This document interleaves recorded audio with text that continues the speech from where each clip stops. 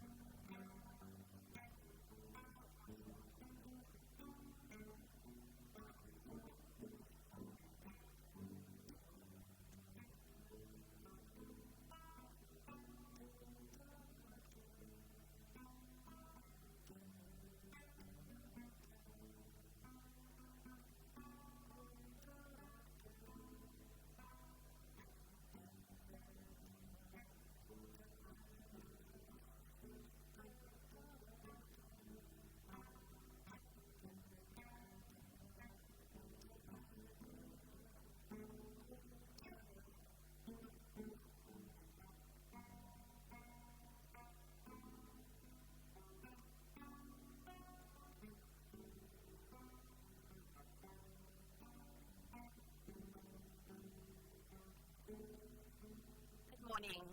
Can we please stand? I'll read the preamble. We, the people of South Africa, recognize the injustices of the past and of those who suffered for justice and freedom of our land. Respect those who have worked to build and develop our country, and believe that South Africa belongs to all who live in it, united in our diversity. We therefore, through our freely elected representatives, adopt this Constitution as the supreme law of the Republic so as to heal the divisions of the past and establish a society based on democratic values, social justice, and fundamental human rights. Lay the foundations for a democratic and open society in which government is based on the will of the people and every citizen is equally protected by the law.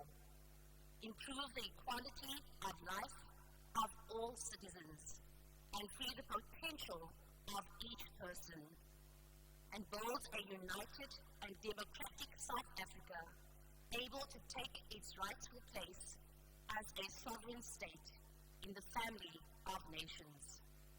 May God protect our people. We remain standing as we sing our national anthem.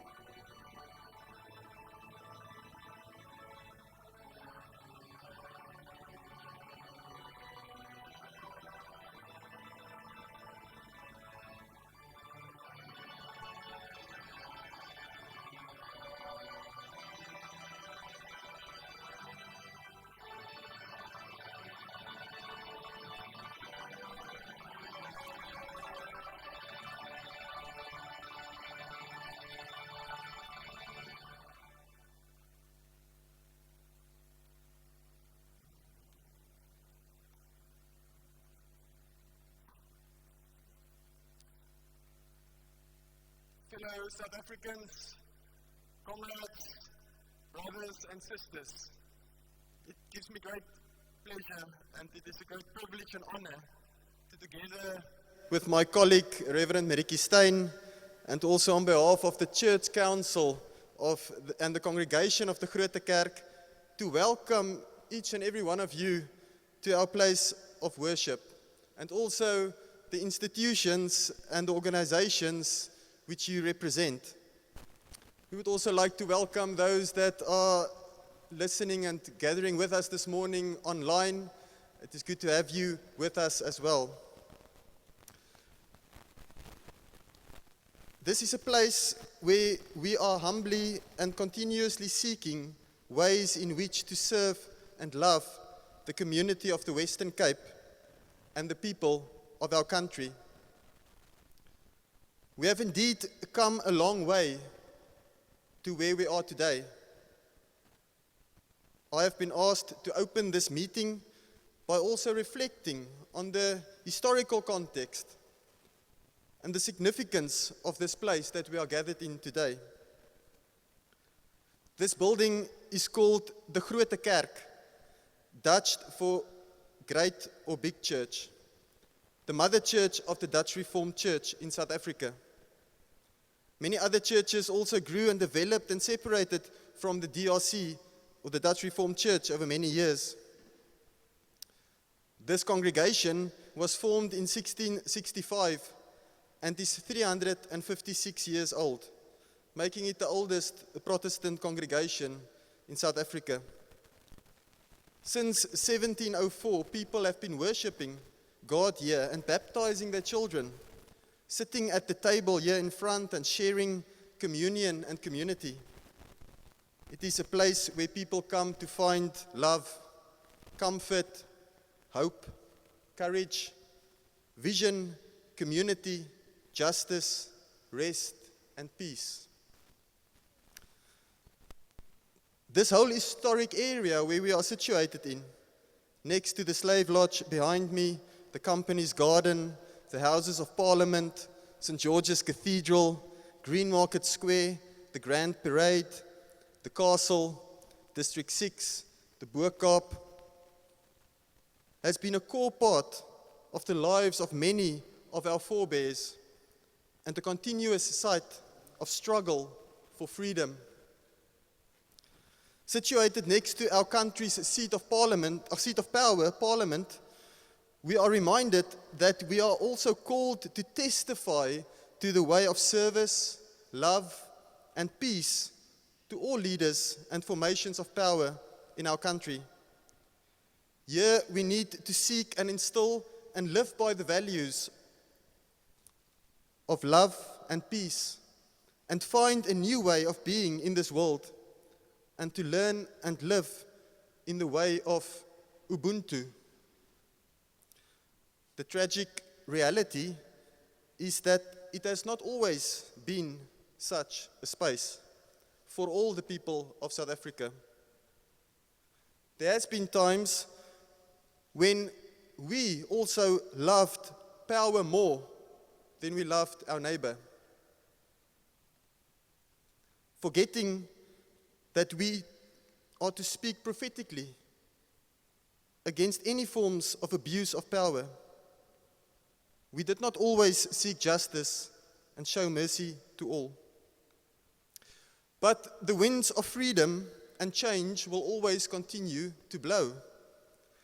Just as it separated the sea, that the people of God could be set free from slavery, and has done so ever since.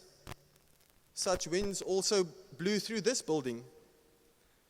When in 1961, for instance, Reverend Gustav Bam, minister of this congregation, said in a sermon that Afrikaners were no longer being oppressed by the British, but that they have now become the oppressors.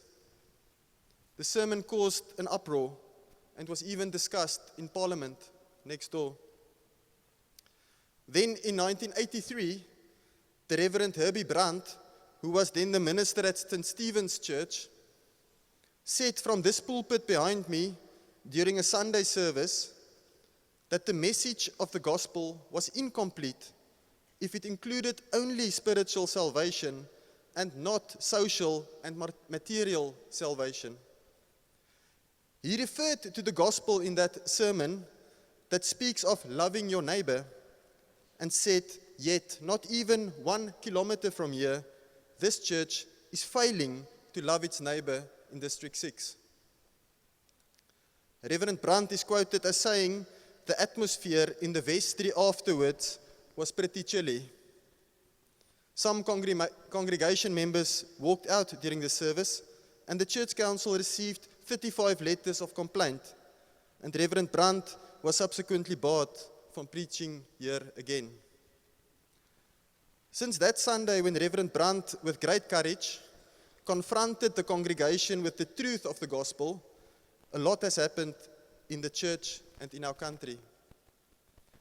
The then Groote Kerk, today known as the Uniting Reformed Church in Southern Africa, in a moment of prophetic witness to the truth, gave us the Bella Confession in 1982, stating clearly the biblical truth that God stands on the side of the oppressed, and that the task of the church is to work towards unity, justice, and reconciliation.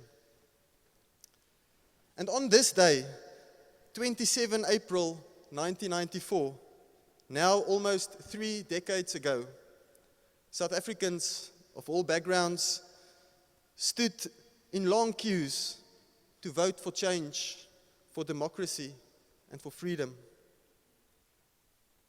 The Dutch Reformed Church has also acknowledged and confessed that apartheid was a heresy and a sin.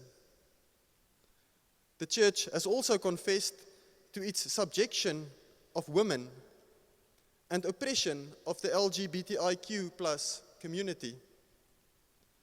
The church leadership has since met with family members of apartheid victims and will continue to work towards transformation of its structures and towards restorative justice, while investing much of the church's resources into programs for social development and within the education sector, through a focus on early childhood development in communities throughout our country.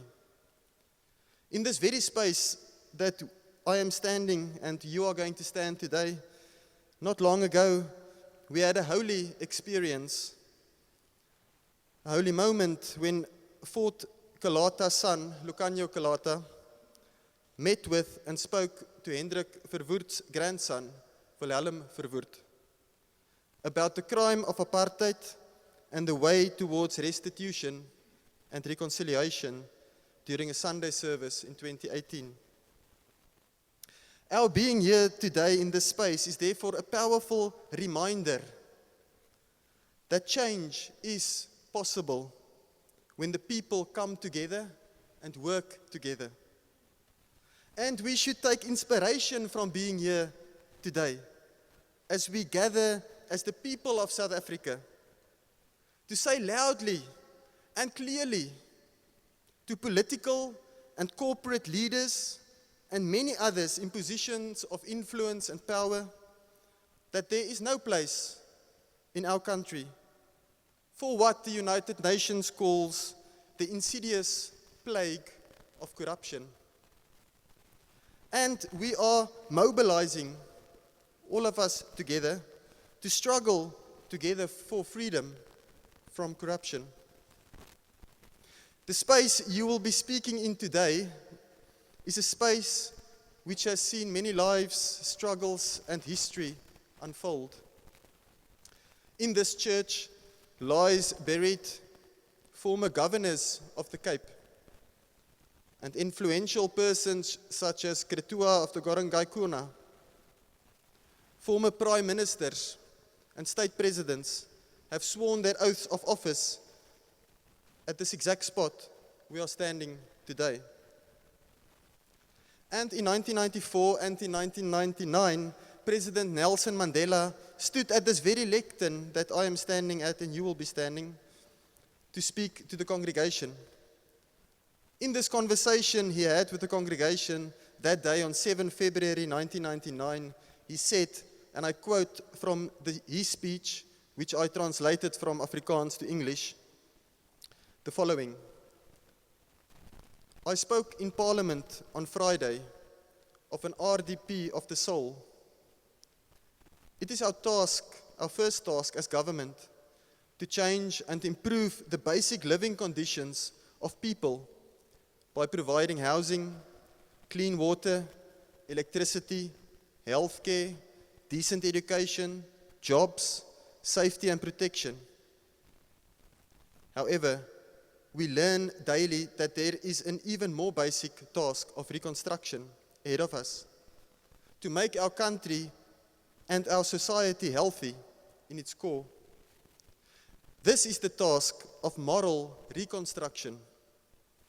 The best efforts of a government or authority will be fruitless if the people of a country do not undergo a change in their own lives inwardly. President Mandela goes on to say, selfishness, corruption, a lack of community spirit, and neighborly service, these are the spiritual enemies of our efforts to build a new society in which we can all live together in decency. It would be superfluous for me to elaborate on the role of the church in this task of moral reconstruction. You will know it better, much better than I do. What I can say is that the way in which the different churches, the different religions work together and reach out to each other will set an example for the rest of the country. May these words that was spoken on 7 February 1999 reverberate again as we meet here this morning. And I believe today is another historic moment when new winds of freedom continues to blow through the Groote Kerk and through our country as we gather to defend our democracy, while opening up this space as a place of assembly, a place of deep conversation on issues of justice that affects us all. Because injustice to one is injustice to all. We call this area from which we will be addressing and which you will be addressing the meeting today, we call this the liturgical space. The liturgy means the work of the people.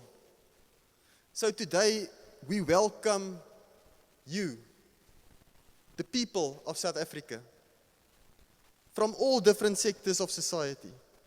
And we invite you to fill this liturgical space with your work, with your voices, and with the expectations of the people of this country. So come and fill it with lament, fill it with calls for justice, fill it with prophetic witness, fill it with wisdom and with courage, fill it with truth, and fill it with hope, and fill it with a future for our children and our grandchildren.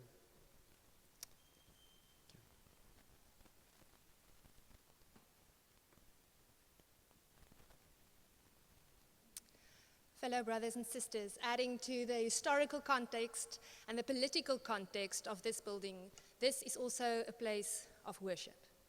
This is a place where people come on a Sunday to acknowledge their sins, to tell each other and God about what they have done wrong. It is a place of confession. This is also a place where we confess our interdependence on each other and our community. We are in need of each other, and we tell each other and remind each other this when we come together on a Sunday. This is a place where we are taught about peace, shalom, something we are so desperately in need of. And this is a place where we find hope, but we are also encouraged to go and live that hope. And so, being in a place of worship, my prayer is that the potential that this space has on any day that we are together in worship will also be a metaphor, an example of the potential that the people of this country have.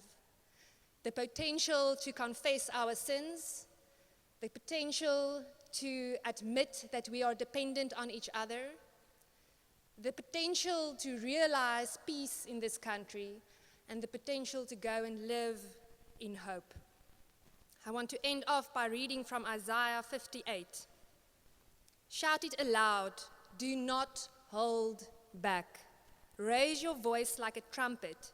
Declare to my people their rebellion, and to the descendants of Jacob their sins. For day after day they seek me out. They seem eager to know my ways. Yet on the day of your fasting you do as you please and exploit all your workers.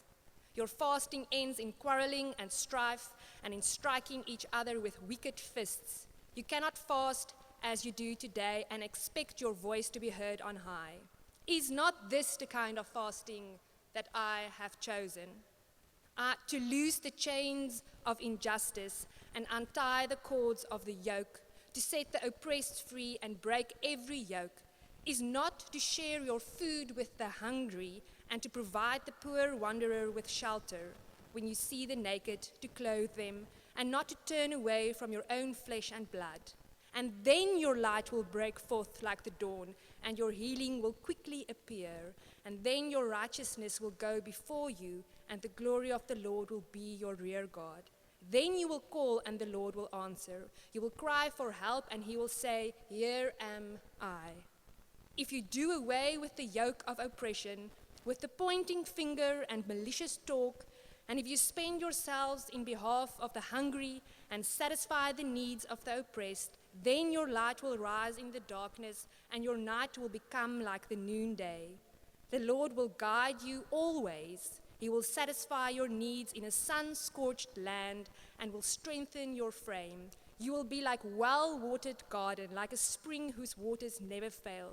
Your people will rebuild the ancient ruins and will raise up the age-old foundations.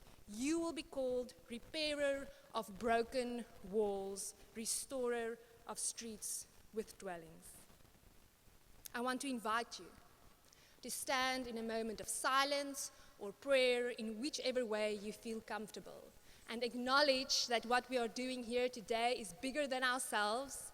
What we are telling each other is bigger than what we could dream of, that the hope we need, the encouragement we need, the peace we need is bigger than the few people gathered here and watching in on live streaming, and that we acknowledge that we need each other, that we are interdependent on each other, but we also are dependent on the Creator in whose creation we are living. Join me in a moment of silence and prayer.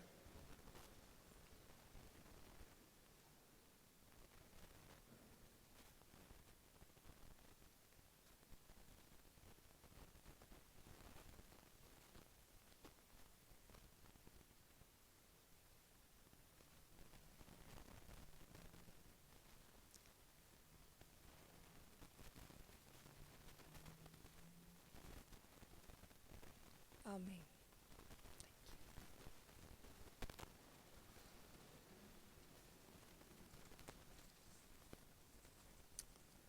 I hope you all feel welcome here this morning, and it's good to be with you this morning. And it gives me also a great honor to introduce the co-chairs of our People's Assembly this morning. First, Nontero Madube-Dube from Equal Education. She's the General Secretary of Equal Education. Welcome, and thank you for leading us. And then I would also like to welcome Dr. Llewellyn McMaster, who is the moderator of the Cape Regional Synod of the Uniting Reformed Church in Southern Africa. I got that right.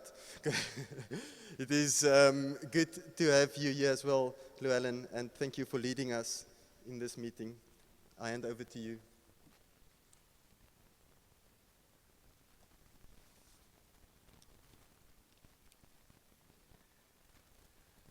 Good morning from my side also. Goeiemorgen Molweni. And because we're in the Western Cape, we also say away. I just thought in terms of introductory remarks, I will just read something that I wrote exactly 10 years ago on Freedom Day in 2011. And it is titled, O freedom. My freedom, our freedom. I choose to call you divine freedom because you were there from the very beginning, given to humankind as a free gift to treasure, to love, and to cherish, and to share. In this country, they have tried to capture you, to claim you for themselves and their own. They try to box you in and divide you into separate houses, homelands, group areas, as if you belonged to them, as if they owned you. They fail to understand that you are like the wind, blowing wherever you please. Oh, freedom. Many fought for you, made sacrifices and died for you. But even to those brave souls, you do not belong. Nobody can ever own you. You are above all, greater than all. You are even greater than our liberation, bigger than our systems, party structures, ideologies, and religions. We may only be your instruments, channels of your power, even though we try to cover you with our own flags and write our names and inscriptions upon your face. History is filled with your power and might. You have swept across continents and islands, toppling once mighty dictators, rulers, and governments. And today, they are but names in history books and on monuments. But you are still around, alive, blowing, touching, changing, active. Oh, freedom, break anew into our communities, in our lives and in our hearts. Set us free from our fears and anxieties, our anger and arrogance. Help us to know that our own freedom lies in sharing you with others, that it is in giving that we receive more of you. Release us from the bondage of the powers and the principalities of our age, with their new names and guises, their schemes and selfish plans. Hear the cries of the poor and marginalized, the vulnerable and exploited, who are still longing for the promise of a better life. Sweep over our nation. Bless us with your presence. Mandla awethu phansi ngecorruption phansi ngecorruption phansi. Good morning to everyone. My name is Untitled. I'm the General Secretary of Equal Education. We're a social movement and an NGO in the civil society sector in the country. And I'm standing here in that capacity as young people that come from deeply marginalized areas of society, rural provinces, KZN, Limpopo in the Eastern Cape, and we run education programs and education justice and racial justice programs in the more urban parts of the country as well, in the Western Cape and Gauteng. So I stand here representing thousands of learners inside the basic and higher education system in our country. And so I'm just introducing myself so you know that some of my utterances or inputs are in fact from where I sit, representing young folk that typically don't have a voice in these kinds of issues. The first thing is we've gotten a very warm and a sort of a rich and deep invitation and welcoming to the environment in the church that we're inside. So I do want to invite Abantu to just clap along with us, wave a hand in affirmation as people take up the space on the podium. It feels very solemn in the room. And I think we are here for something quite revolutionary and exciting. So I'd love if you could please come with us. And those online, give us your clicks as well. So this moment, I think, is a reminder to us as young folk in particular about the history of South Africa, that we've been taught by movements from the 60s, maybe as far back as the 50s, that organization and political tolerance for an agenda for social and economic transformation does in fact require us to be unified and deeply, deeply organized. And I do want to also share that it is a bittersweet moment for me to stand here and co-chair with you, Llewellyn, because it almost feels like we are gathered as a result of the carelessness of those that are in power in protecting those most marginalized in our country. And as a young person, in conversation with other young people on a daily basis, we understand our country to not just be in a crisis of political will, but also a carelessness around safeguarding the very principles that hold and bring us democracy in this country. And that is what we were promised as young folk. There is, we feel, 25 years later, a crisis of constitutionalism. Those of us that come from working class, poor and marginalized communities in the country do not feel held or safe, protected and advanced by the current law. And so we stand here today looking for solidarity, inviting Abantu 4 organization for a plan of action that will immediately stamp out corruption.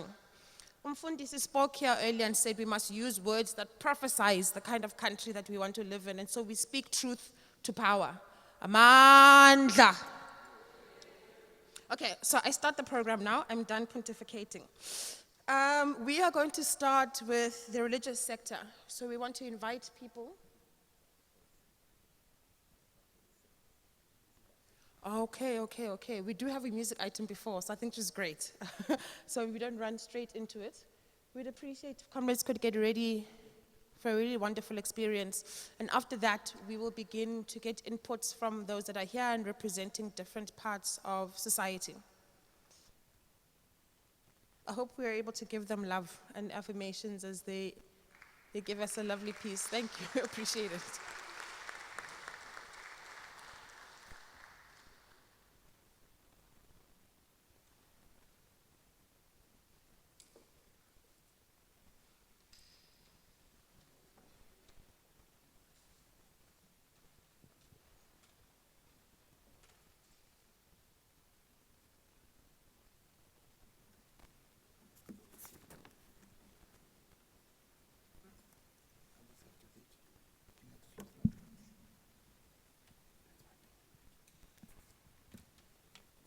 Says, good morning, goeiemorgen.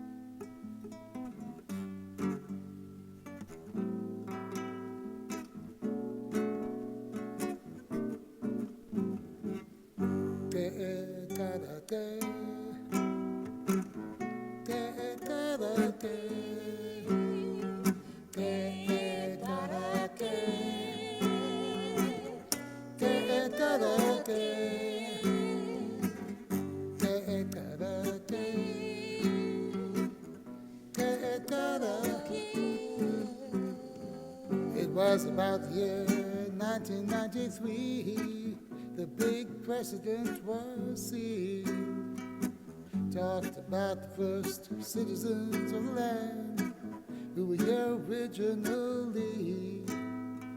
Millions of diverse driven people, the indigene of Africa's Sahara. They were farmers, fishermen, families living free, custodians of the land. It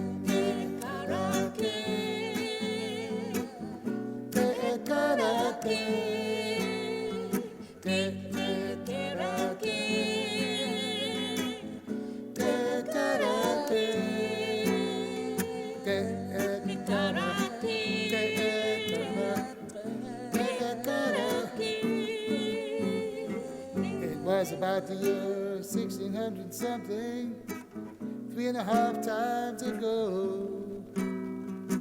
From the remote lands of the north they came. 4 cousins came in 3 ships or so. Just as it was foretold to be in the prophets of the north cruelty, saying, they will eat up your harvest and your bread. They will eat up your kids and your daughters will be bled. Get the flocks out here, the trees and the vines. Your kids will be slaves in their own land, horrible times.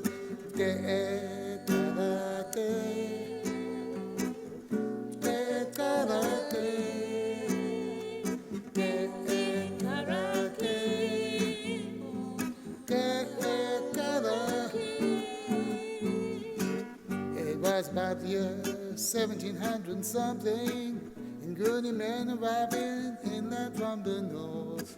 They'd heard about our good water and our food, paradise of peace, and our queens were so good. Suddenly our forebears had to flee for their lives.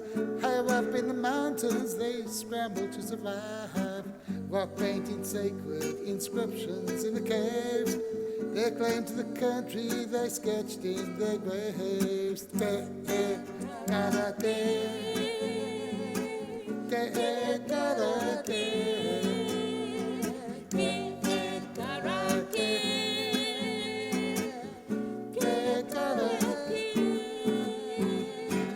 I am an African. I owe my being to the koi and the sun, whose desolate souls haunt the great expanses of the Groote Kerk. They who fell victim to the most merciless genocide our native land has ever seen. I owe my being, I owe my being, I owe my being to the core and the sun. I owe my being, I owe my being, I owe my being to the indigenous sun.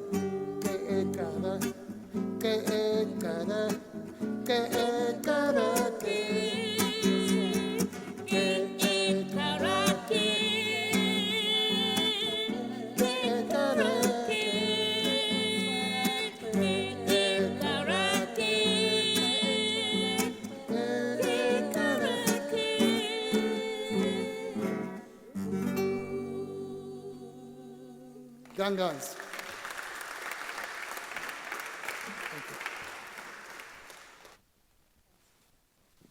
Thank you very much. That was lovely. So, inviting people from different parts of society to talk to us a little bit about how we experience the moment and calls for action in solidarity as we root and fight to protect our democracy in this country. First, I want to invite speakers from the religious sector, the very fiber and essence of our communities and societies. It's important that we think about the call that Umfundisi left here for us around churches being a space, or religious institutions being a space for both spiritual and material salvation. I think we want to hold that as we invite Llewellyn to please read to us a message that comes from the South African Council of Churches in the Western Cape.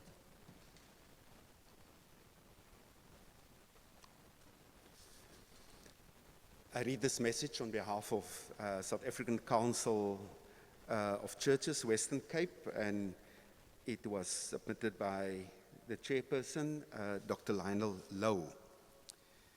The South African Council of Churches in the Western Cape identifies with a campaign to defend our democracy. It has brought together a wide range of organizations and individuals around the common purpose of resisting the threat to our constitutional order in the country. Churches and church leaders such as Beyers Naudé, Desmond Tutu, Alan Busak, and others were in the forefront of our protracted period to bring the country to the negotiating table in the 1990s.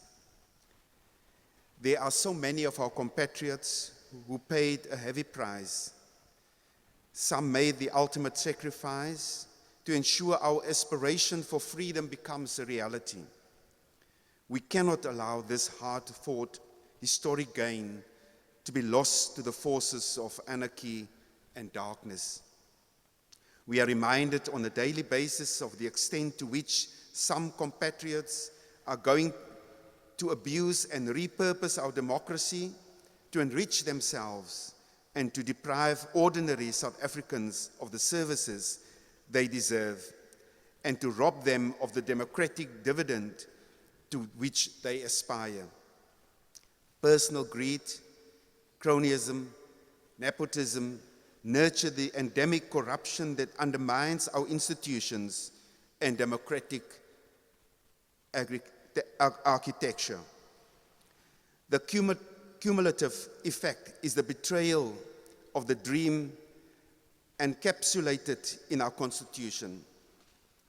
Our prophetic faith conviction compels us to promote justice, equality, and an abundant life for all in a country so richly endowed with natural and other resources.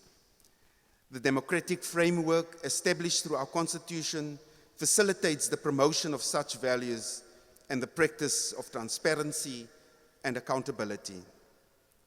We stand with those defending our hard-won democratic dispensation and call for the prosecution and incarceration of those who are guilty of corruption and deliberately undermining our Constitution. Thank you.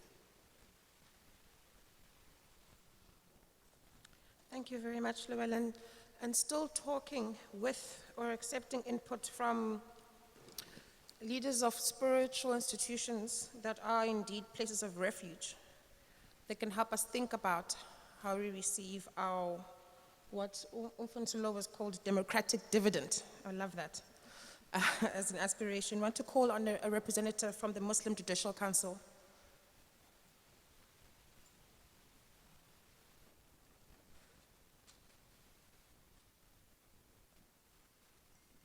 Thank you very much, Madam Chair.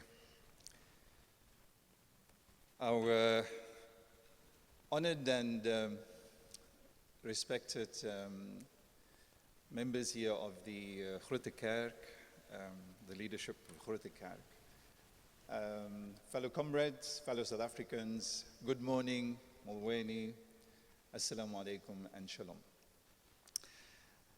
In my reflection here this morning, given also this wonderful occasion that we have of being in this historic place of worship, I thought it useful to just reflect on two places of scripture, not from the Old Testament or the New Testament, but what we fondly refer to as the Final Testament. So in the Quran, there are 2 points of reference to human beings and their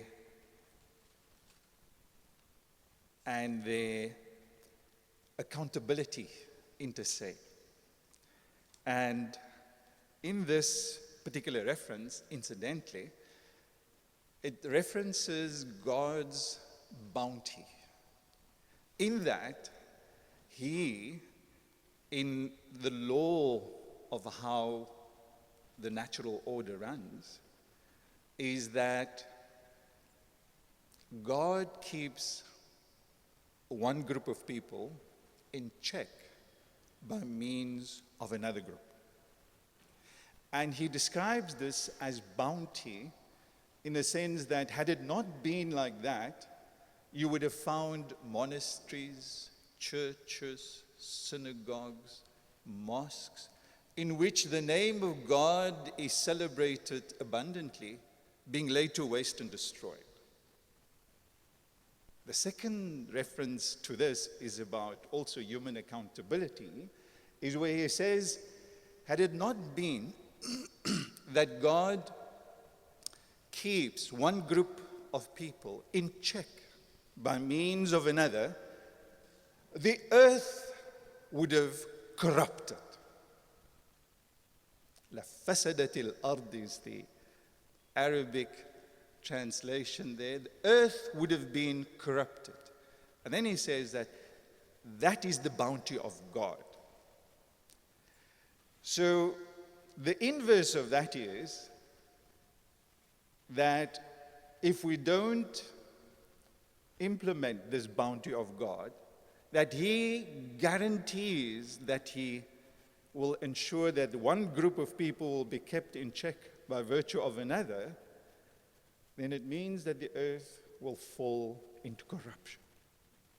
And so therefore that adage that says all it takes for evil and corruption to spread is for good people to remain silent. And so we are gathered here today in this spirit because we have been a nation who were the admiration of different nations across the world, with the anti-apartheid struggle. And so we need now a vibrant and a powerful anti-corruption struggle. We need, like we have done as people of faith in the past, who then developed liberation theology, we need to develop anti-corruption theology. And so we need nothing less than this. As Madam Chair had said, we need deep organization. And so in order for us to do that, we must recognize that this corruption has now exceeded epidemic proportions. It is essential that we recognize that this national movement must now face down. Its job is to face down corrupt politicians and political parties who are soft on corruption. And so starting, I would dare say, for this movement, with this campaign and this important struggle, starting with the upcoming municipal elections on the 27th of October. We must show with our feet that we will no longer tolerate this ethos of corruption. And so we need to work to hold elected officials directly accountable to the public who voted them in. And so therefore, this movement must work towards the reformation of the electoral system. Down with the closed party list system, and forward and advance direct accountability of elected office bearers in their offices to the people who voted them in, and not to a party.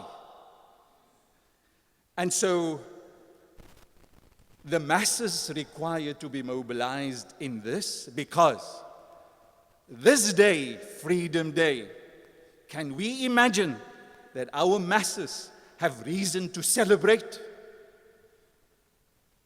I think none of us in this hall here today will be at variance that they will say, no, we have no cause to celebrate. And so what COVID-19 had done was simply to lay bare for us the brutal and ferocious impact of decades of corruption in their daily lives. And so corruption destroys service delivery. It is the antithesis of service delivery. And so it created a South Africa which is the most unequal society in the world. And it has at its behest levels of unemployment that emaciate the dignity of the lives of people, in that 55% of the population live in poverty. And the poverty line, this is something we cannot even fathom, being 992 rand for a family per month. 55% of this nation lives below that. And 25% of our nation experience direct food poverty. And so rising rates and levels of violent crime in our society is the direct result of corruption. We have stories that abound in terms of the ineffectualness that is brought about by structures of police within the the community policing forums. Its corruption is at its core. So gangsterism and drugs, gang violence, brutal murders on the Cape Flats, gender-based violence, all of it perpetuates, it thrives regrettably under this corruption ethos. And so we have the housing crisis that is looming in the lives of our families that are being destroyed. It is time for this movement to rise up for us, our leadership to rise up with us and allow for all of us to vanquish violent corruption in our lifetime. Thank you very much.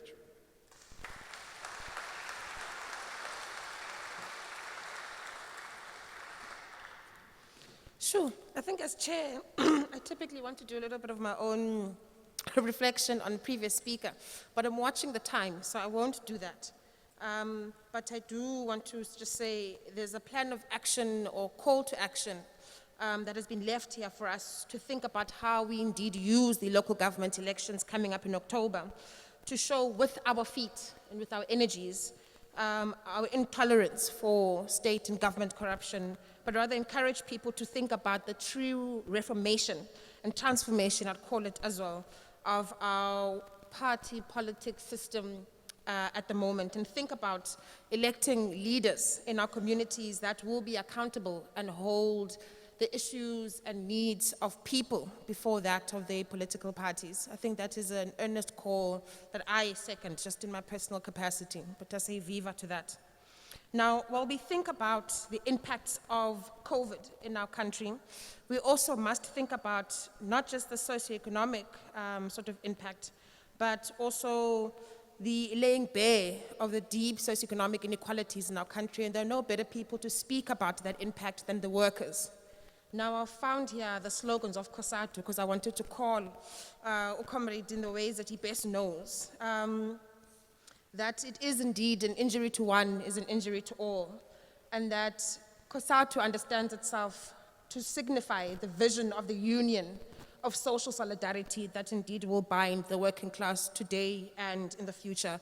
Comrade Paul, please come up.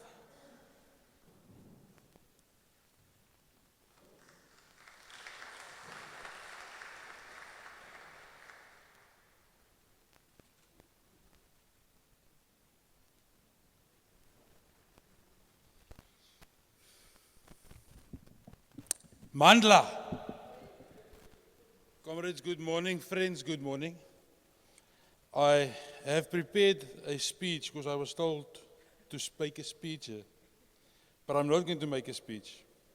I've listened to what the Sheikh said, and he's actually capitulated what we want to say. I want to just take 2 or 3 issues that I want to hold dear to you. And on today, the 27th of Freedom Day, there's 2 people. They might not be from this country, that brings the spirit of freedom to us. First of them, one of the biggest freedom fighters the world has ever seen, Comrade Che Guevara. He said, we had no right to believe that freedom can be won without a struggle. So we struggled, and South Africa went through one of the most vicious struggles that we could have, for us to have the constitution that we have today. The Constitution is derived from the Freedom Charter. The Freedom Charter says there will be peace, work, and housing for all. As the working class, and I'm representing the biggest federation for workers in South Africa, we don't have that. There was a struggle to get this signed, and it was signed, but we are not yet free. There's a terminology that says it's not yet uhuru. And we are fighting, struggling as we stand here today. If you have listened last week to what Tokyo Segwale said, the amount of money that was stolen by the government, and I'm saying this without fear of favor, about the government, is an amount of money that us as mere mortals in this hall, in this church, can't even fathom. And I don't even want to go there, but it's like something like 14 gazillion or 14 trillion, something like that. Some money that I don't even remember. This is the money that was supposed to go to us sitting here. And as I cast my view across I know some of you personally, some of you are going through real big issues and fighting real struggles where you are sitting as workers. That money was supposed to help you. And we are not yet free. And as COSATU, we are saying we are part of this. When this thing started off, we are one of the founding members of this, defend the Constitution. We were part and founders of this movement for us to sit here today where we are sitting. And we are saying, comrades, we cannot allow the struggle to end with the Constitution. The struggle continues every day. Our struggle is to make sure that the working class gets service delivery on the ground. It cannot be, and I'm saying this, that we are still 4 months down the line, we only have 260,000 people vaccinated. There will be a third wave, and a fourth wave, and a fifth wave, and a sixth wave if we are going to keep on doing this, that the government stealing money from PPEs. There are people sitting making millions out of medicine that's supposed to go to our mothers and fathers. Some of you are sitting here, mothers and fathers has died in the struggle for us to sit like this today in a church. And it's profound to sit in a church with the Groote Kerk, the old Broederbond family, yet we are having our Muslim brothers and comrades sitting here. We are having people sitting here that might not even have from a faith, sitting here together because we are joined for one reason and one reason only. Is to make sure that South Africa's constitution stays protected. It should be, it can't be, it's not negotiable. And with that, I'm going to close by saying one thing. From the sick, I said there was two people that I was thinking of. And there's the second person that I'm thinking of is Martin Luther King. And he had a speech which was named, I Had a Dream. And he ended it off by saying, free at last, thank God we are free at last. Amandla!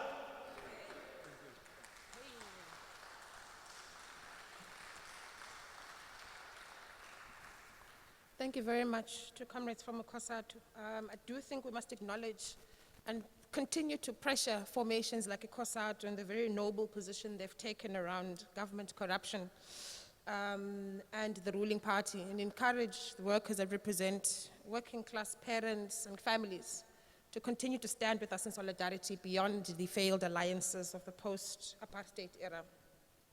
Next, I want to call some of my favorite people in the world, and these are progressive women formations.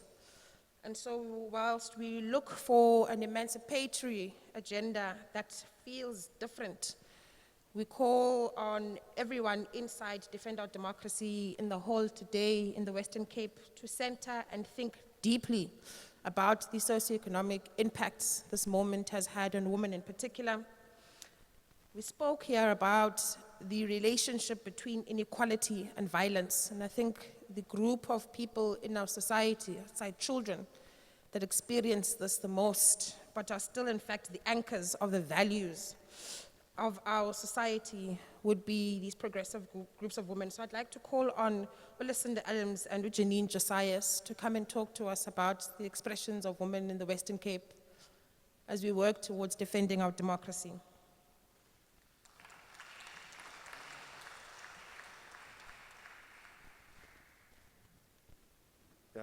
In the meantime, can I just ask everyone to keep to the protocols? It means you must wear your mask all the time, please. Thank you. I'm putting the timer here so that it will just help us to stick to the time. So. Comrade Llewellyn, asseblief, wanneer die vroue se stem oppressie, you didn't have the timer for the 4 men that spoke before us. Good morning, everyone. Goeiemorgen. Salam alaikum. Shalom. I would like to invite the audience this morning just to close your eyes for 2 seconds, please. 146 of us left our homes on this Freedom Day. We will return tonight raped. 146 of us left our homes on this day in this country and we will return home raped. We know the status and the stats says 1 in every 9 women in this country are raped.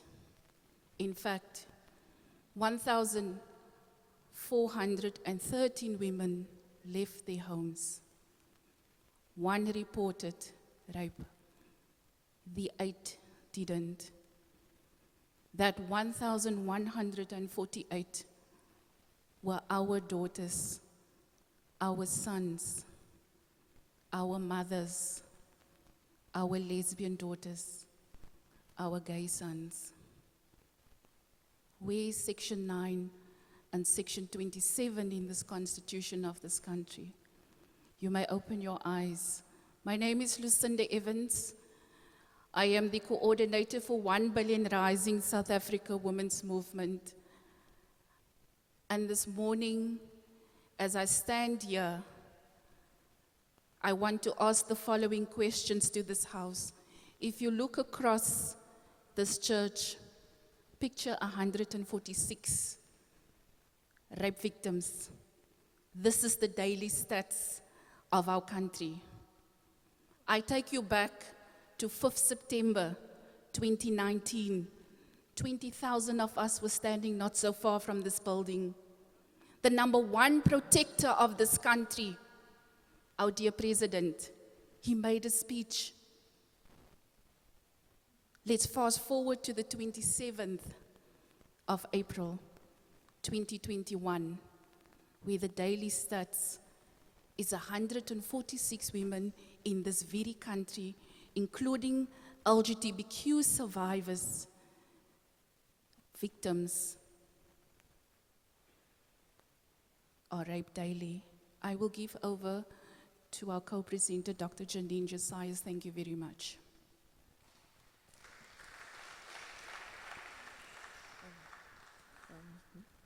Good morning. I can't believe I'm standing in this church. You know, we used to hate this building when we used to march in Adelaide Street. You know, in the 80s, there was a song we used to sing, freedom isn't free, freedom isn't free. We've got to sacrifice. You have to pay the price for our liberty.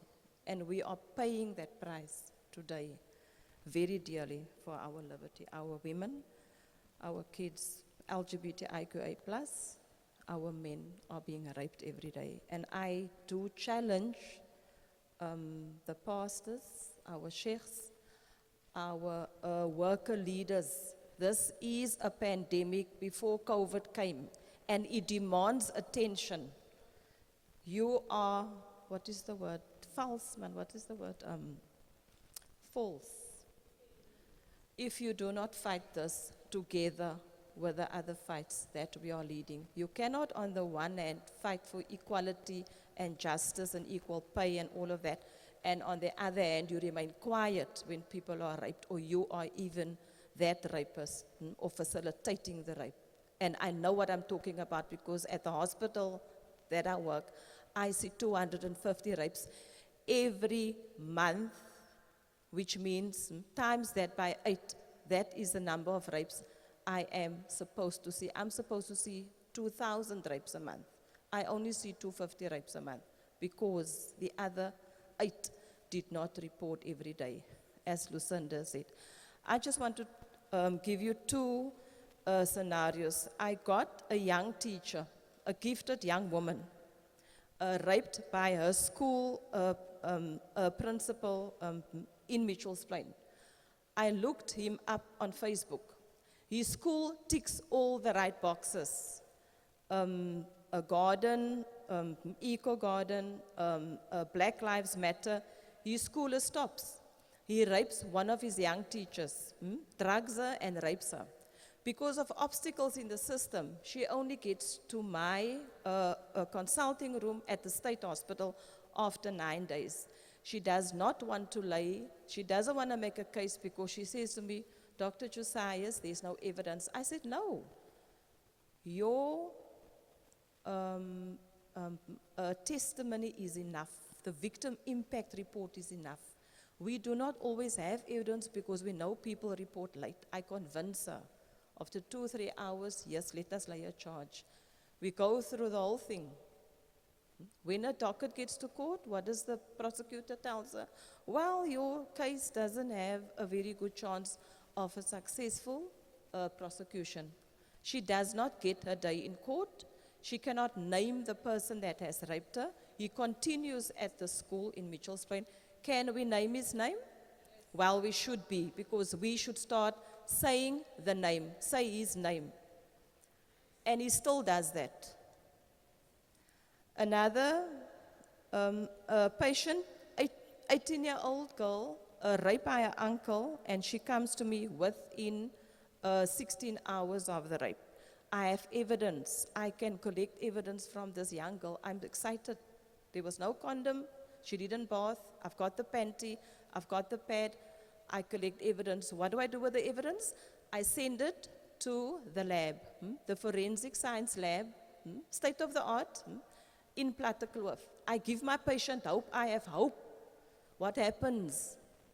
177,000 samples are stacked up in the forensic science lab because of corruption.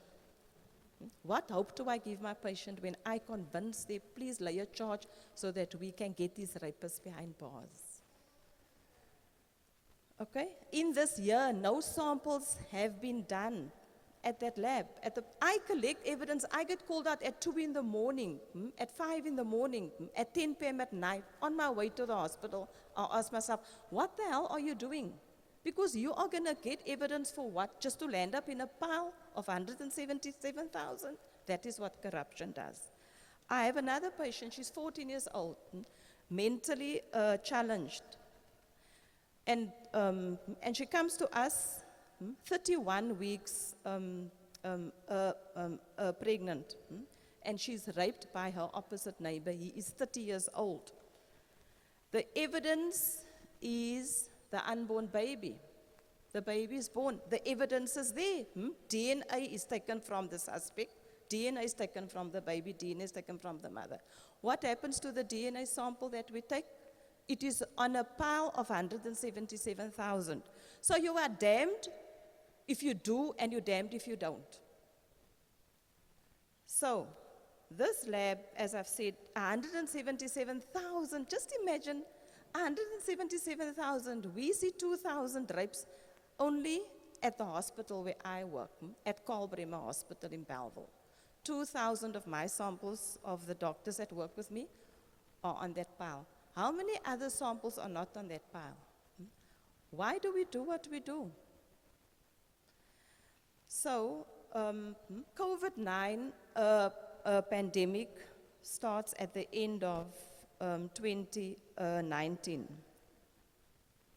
At the end of 2019, the lockdown started beginning of 2020, okay? Immediately, laboratory services are there. PathCare is there, MPath is there, National Health Laboratory Service are there. You don't wait 36 hours anymore for your COVID result.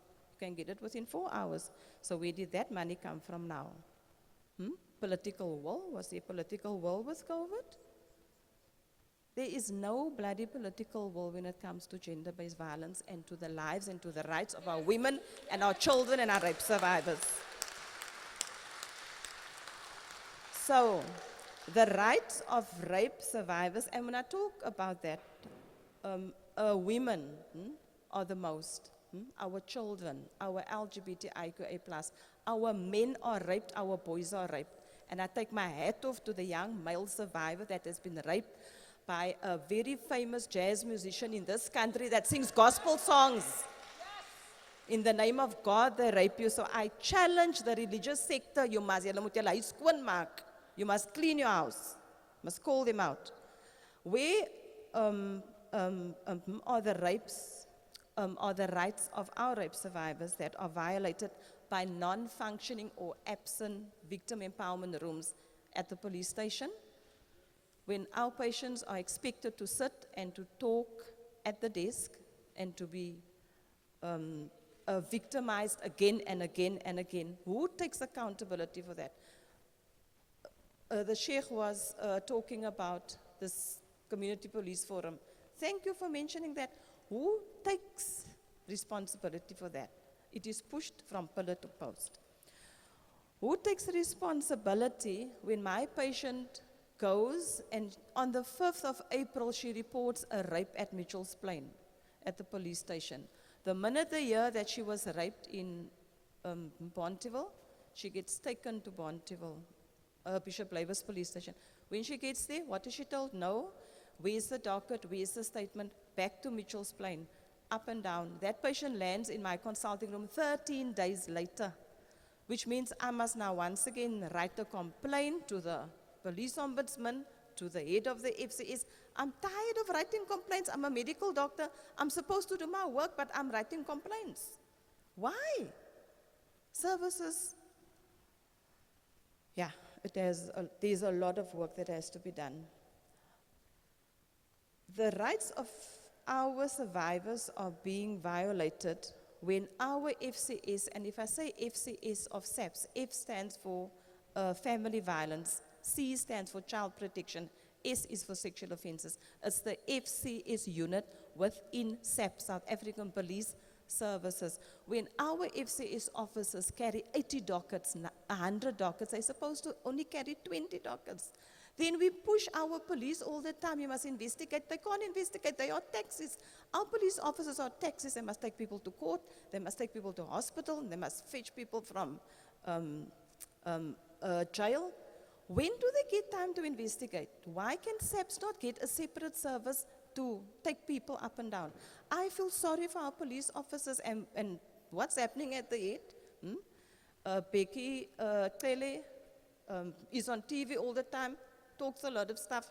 It doesn't fall to the ground. We feel it every day. I feel sorry for my FCS colleagues.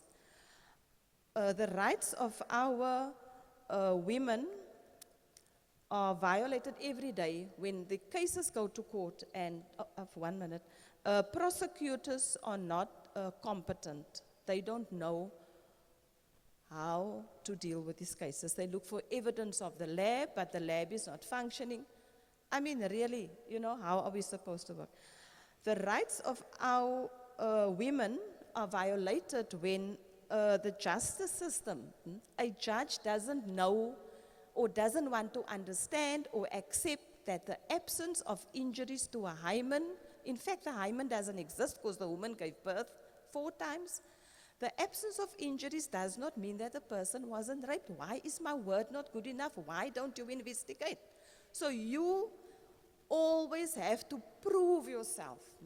The perpetrator doesn't have to prove anything. They change their story. So what I'm saying to you is that the rights of our victims, our women, our children are being violated every day. So we need to start naming our perpetrators because the names of our victims are named, but you cannot name the perpetrator. I challenge everybody here today in this church.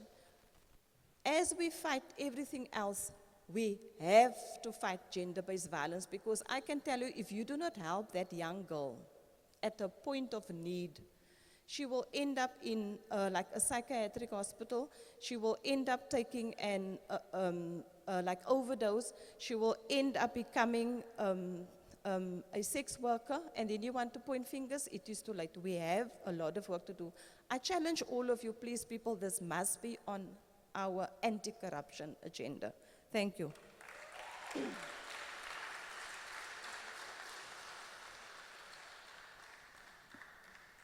Thank you for ending off with that call to action for us to absolutely center and bring in the experiences of women, the LGBTQIA society, inside our broader plan of action to defend our democracy. I don't even want to sort of reflect on that because I think it was quite clear, but I must appreciate everyone's time here for giving us space to talk bare about the experiences of women in the country on a daily basis and some of the more tangible and practical ways that we could rally behind our bodies and safety as we fight for a better democracy, or stronger. Noellen, it's your turn to DJ.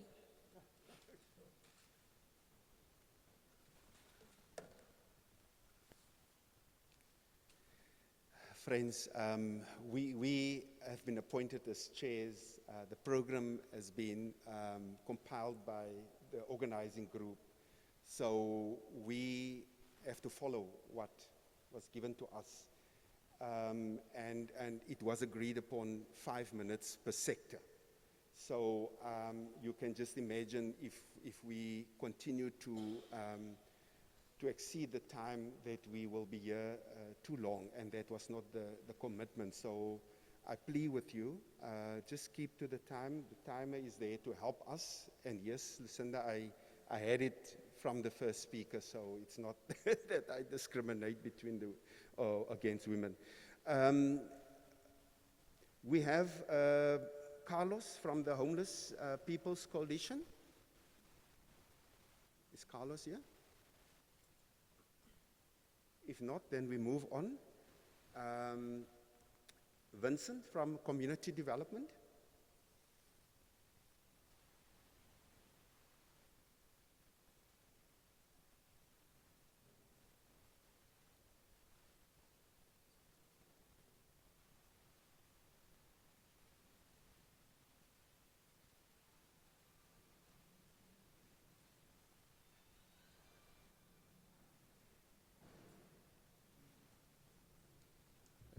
Thanks very much, Program Director. We are challenged here in the NG Church, you don't know how to open a simple door because you're not used to these benches, where we come from, we sit on that plastic in our church, we're not used to it. Sorry for that. Sorry for that. Morning, ladies and gentlemen. My name is Vincent Domingo. I'm from a development structure called Google Development Forum. Yeah, this thing comes again. I'm also very short. So people that was here before me, they are very tall. Yes, thanks very much. I've also have colleagues here with me. I know from the development structure also, my colleague here with me. Fortunately, is a female also. And we also have our colleagues here I saw from the Philippi Development Forum, Maleki and Mr. Pone. Maybe you can come, Maleki, and join me here if you don't mind, you understand, as also from a development forum. I know I've been given 5 minutes. The problem is that the first speakers take our time. Now then it's reduced to a lesser time. But women empowerment, I understand. No, it's fine. It started with a shake, actually. Yes. Men of God, we respect that. Colleagues, there is a very famous African writer, Chinua Achebe, that said that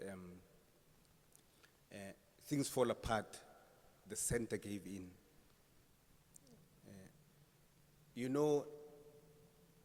In our country, the unfortunate part is that the reason why things is like this, because you see the finger goes like that, but the finger don't comes like this.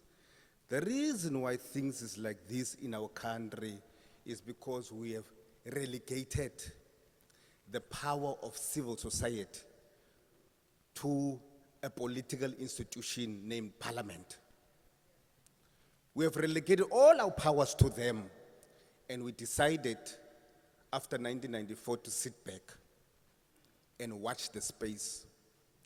Hence, we have the civil society structures, but these structures is operating in silos. The one is doing its own thing because it managed to get funds international or from government, whatever, so they are happy. The workers are doing their own thing because they know that they get their own stipend from the employees, it's fine. In church and whoever, the religious sectors, some of us rely on what we call inkongozelo, the tithes, and said it is fine. Because we have not been operating in the days of the UDF to build a strong civil society in this democracy. So it's mind your own business. It's only the word Ubuntu. There's no more Ubuntu here. It's only in the books of academics. Ubuntu, Ubuntu, Ubuntu, values, ethics, because during the struggle, during our days, we have lived ethics. Our leaders were ethical leaders. We have lived Ubuntu to say that if a tea bag in this house, I would share a tea bag to the next house and use the same tea bag and put it on the line for it to dry and use it again. That is issues of Ubuntu. Now, we are sitting in a society where, as development structures, today our communities is under siege because the underworld has infiltrated our country, has infiltrated our communities. The underworld. Our underworld has infiltrated our politicians. Our underworld has infiltrated the business people, the financial sectors. That is thugs. The illicit financial flows that is leaving the country every day, where no invoice accountability, because this white collar crime, they're very clever in terms of manipulating these invoices. Millions are leaving our country. I'm not coming, I don't want to go yet to the Zondo or whatever. I'm talking about the billions that is leaving Africa, that have a resource that is so huge and so resourced that only us here in Africa is enough money, enough resources for us to survive. We'll talk about gender-based violence, we'll talk about poverty, we'll talk about our hospitals, we'll talk about crime. Now imagine, you get into a police station, it was mentioned again, you get into a police station, you want to lay a complaint. You can't lay a complaint because our police is only trained to certify, certificates, certify. Long queue. Where is the person that takes a statement? Dololo. You go to our hospitals. I'm making an example of a hospital, a clinic called KTC. It's a clinic. It caters for a community of Guguletu, Crossroads, Philippi, the surrounding areas, and the shacks surrounding areas. A community of thousands, a small clinic. Now you get a call at night. Remember, this we are doing free. We're not getting paid. We're doing it voluntary. Ne? You get a call at 3 o'clock that there is no doctor.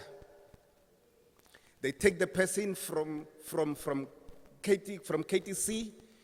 The person must go to Heiderveld. From Heiderveld, it must go to Mitchell's Plain because Josta, they close. We don't know what is happening in Josta. We don't know what is happening there. I'm just making an example of all the, I'm not talking about COVID, all the different diseases and that our people are in. You go to, in the townships that your bean don't get collected each and every week. Once in 3 weeks it get collected. There's no cameras. There's only camera here that knows what Vincent is doing. He's in the NGK today, he's out now, he's going, camera stops at the N2 from Mitchell's Plain, Elanu. There's no more cameras of these churches, That is corruption. That is corruption. Now, we do not necessarily need a movement that is fighting corruption. We need a civil society movement that is going to keep our government accountable on all levels. Where there is civil society, where there is gender-based violence, where there is crime, where there's all sorts of where there's education. You have a situation where that our girl childs, our girls in primary schools, because this thing of our bodies, it's taking, a girl of 9 years, 10 years has that lady sickness. There's no sanitary pads.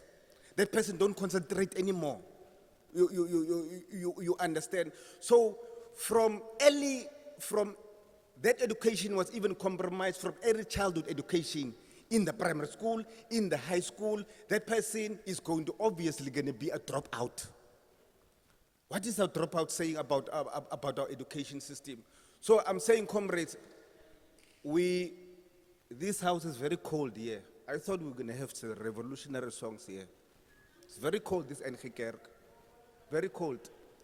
We must begin to warm this Groote Kerk up. If we do not warm this Groote Kerk up by revolutionary songs, we are not going to be able to fight corruption as a unit. Thanks very much.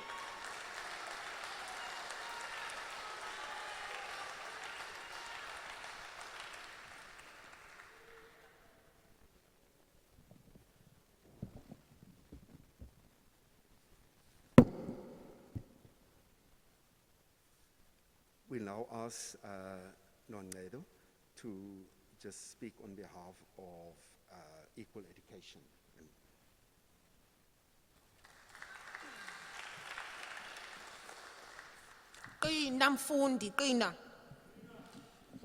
I am representing Equal Education. I'm waiting for my comrade leader that sort of elected us into these positions.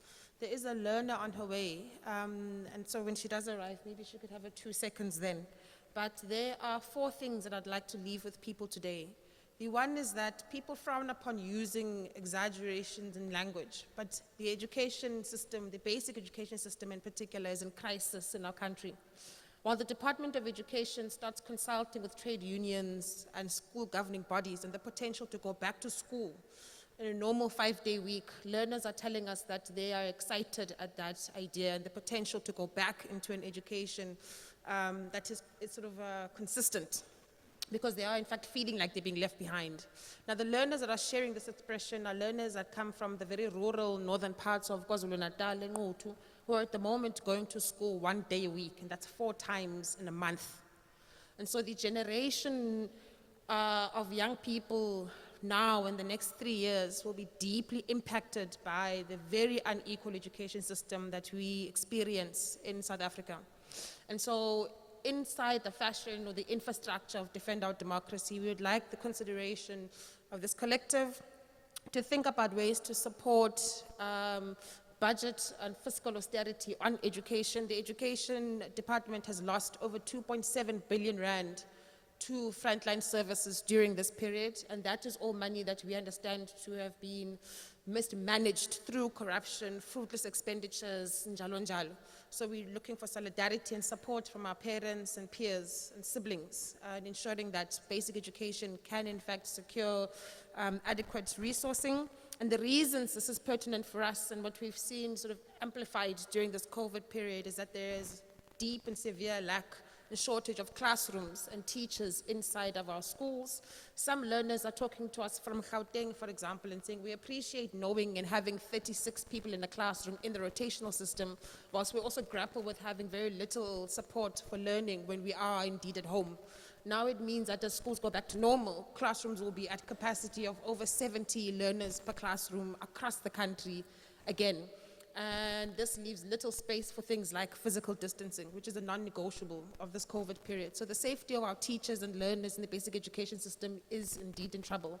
The most earnest call from learners at the moment is around water security and sanitation that is adequate and safe inside of our schools. It is a luxury in izikolo zethu to have working toilets, soap, water, doors that close. And this is an issue of dignity and safety for young people, not just inside schools, but in the school community. And so we call on the support of comrades and community members that are here from Defend Our Democracy. The very last is around school safety. There is a massive call for psychosocial support for young people during this period. Young people aren't able to access food on a daily basis because they can't get to school and access the school nutrition program. So political will is an issue in the basic education sector as well, and the lack of funds and resourcing to support schools that are in very poor conditions at the moment are issues of young people that they would like to put on the agenda. And make a clarion call to our communities and parents to support us. When Uliama does get here, I would love her to still get 3 seconds of everyone's attention and time. Qina mfundi, qina.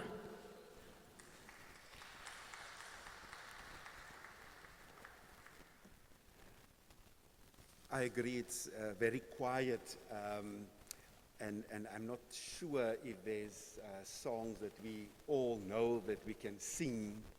I was just thinking about the one that we sang those days, as people who believed in the dream, which is the Freedom Charter. And we sang, and that helped us, that inspired us when we sang, "Forward we shall march, forward we shall march. Forward we shall march to a people's government. Forward, forward, forward, forward we shall march. Forward, forward we shall march to a people's government. There shall be houses, security and comfort. Forward we shall march to a people's government. Forward, forward we shall march.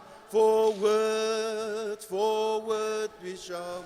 Forward, forward we shall march to a people's government. The doors of learning and culture shall be open.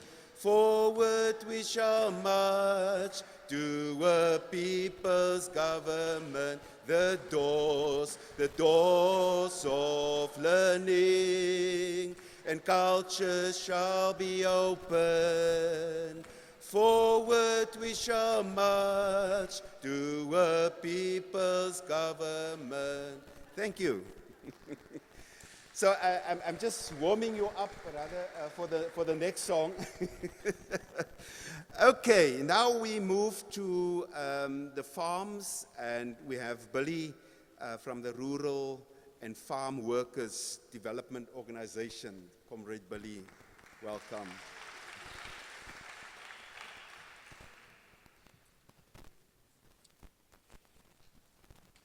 Good morning. Ladies and gentlemen, hardly good morning to all of you. And thank you, Comrade Paul, and everyone for inviting me to this historic, I call it a historic moment in our country. And I think this is long overdue, seeing that what happened over the past years, and this get like in explode within COVID-19. Firstly, let me introduce myself. My name is Billy Klaasen. Lucinda in Afrikaans sê ek is van 'n baie klein plekkie. Redling is nie 'n dorpie, is 'n toestand, maar dis myne. Leadership is a privilege to better the lives of all, of others. It is not an opportunity for self-greed. With those words of Mwai Kibaki, a former president of Kenya, in 2015, I moved away from unions and organizations using the name of the farm workers to pocket money, using the names of farm workers to enrich themselves. And Lucinda, I'm not scared to name names or to naming them. People like your bossy and all of them who steal from our of our farm workers. So I surround myself with people with the same vision and mission and the same principles. Farm worker leaders who have the same principles as myself. And I started Rural and Farm Workers Development Organization. Let's be clear. Corruption kills. It kills both the individual and our collective dreams as a nation. It denies South Africa an opportunity to maximally and effectively addressing and redress the past injustices in that corruption undermines development. Corruption undermines economic growth and economic freedom. It steals from the public fiscus for private Jews. It bribes and all of those kind of things. Here we can see what happened the last, I think it was in the Colenso farm, that issue of the Colenso farm, Department of Rural Development and Land Reform. What happens there with the farms, where people out of Cape Town or of the cities, I don't say it is wrong, but give farm workers the opportunity to select first. They was the people who worked the land and who was suffering on that land. Give them the opportunity. But the departments, they are full of people who are corrupt and they want to bribe people into this kind of things. This must stop. Differently put, corruption has devastating consequences on especially young people on farms and in deep rural areas and their future. The poor, the most marginalized and vulnerable, farm workers certainly fit into the category of most marginalized and vulnerable. Corruption further negatively impact public confidence and trust. So clearly, corruption has both political and economic consequences. Corruption is all over. It hurt us in the agricultural sector. For years, there's discrimination on farms when some people, let's call it, white people will pay 20,000 rand for the same work where our black people paying 10,000 rand. That must be stopped.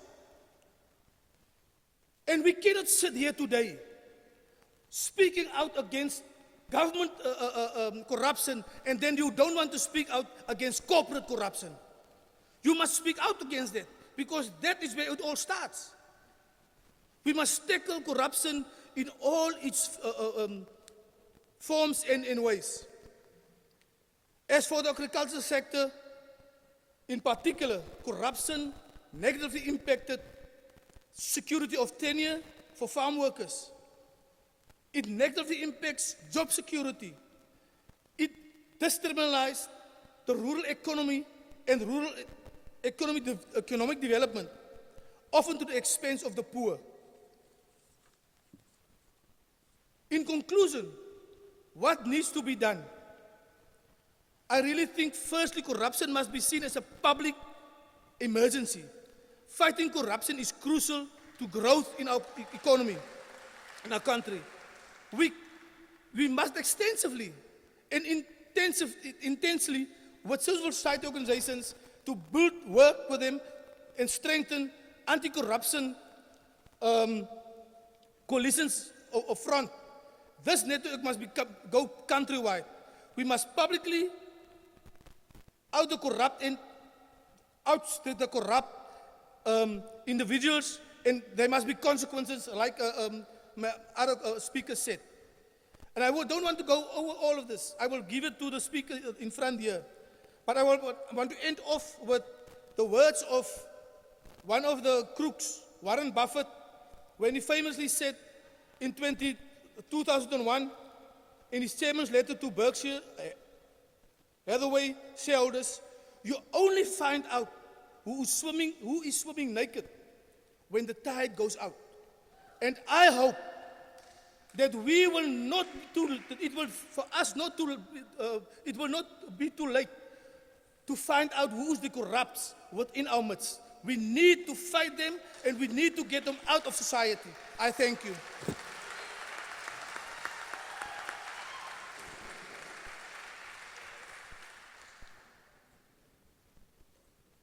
Thank you, Billy. We now call on John from the United Public Safety Front.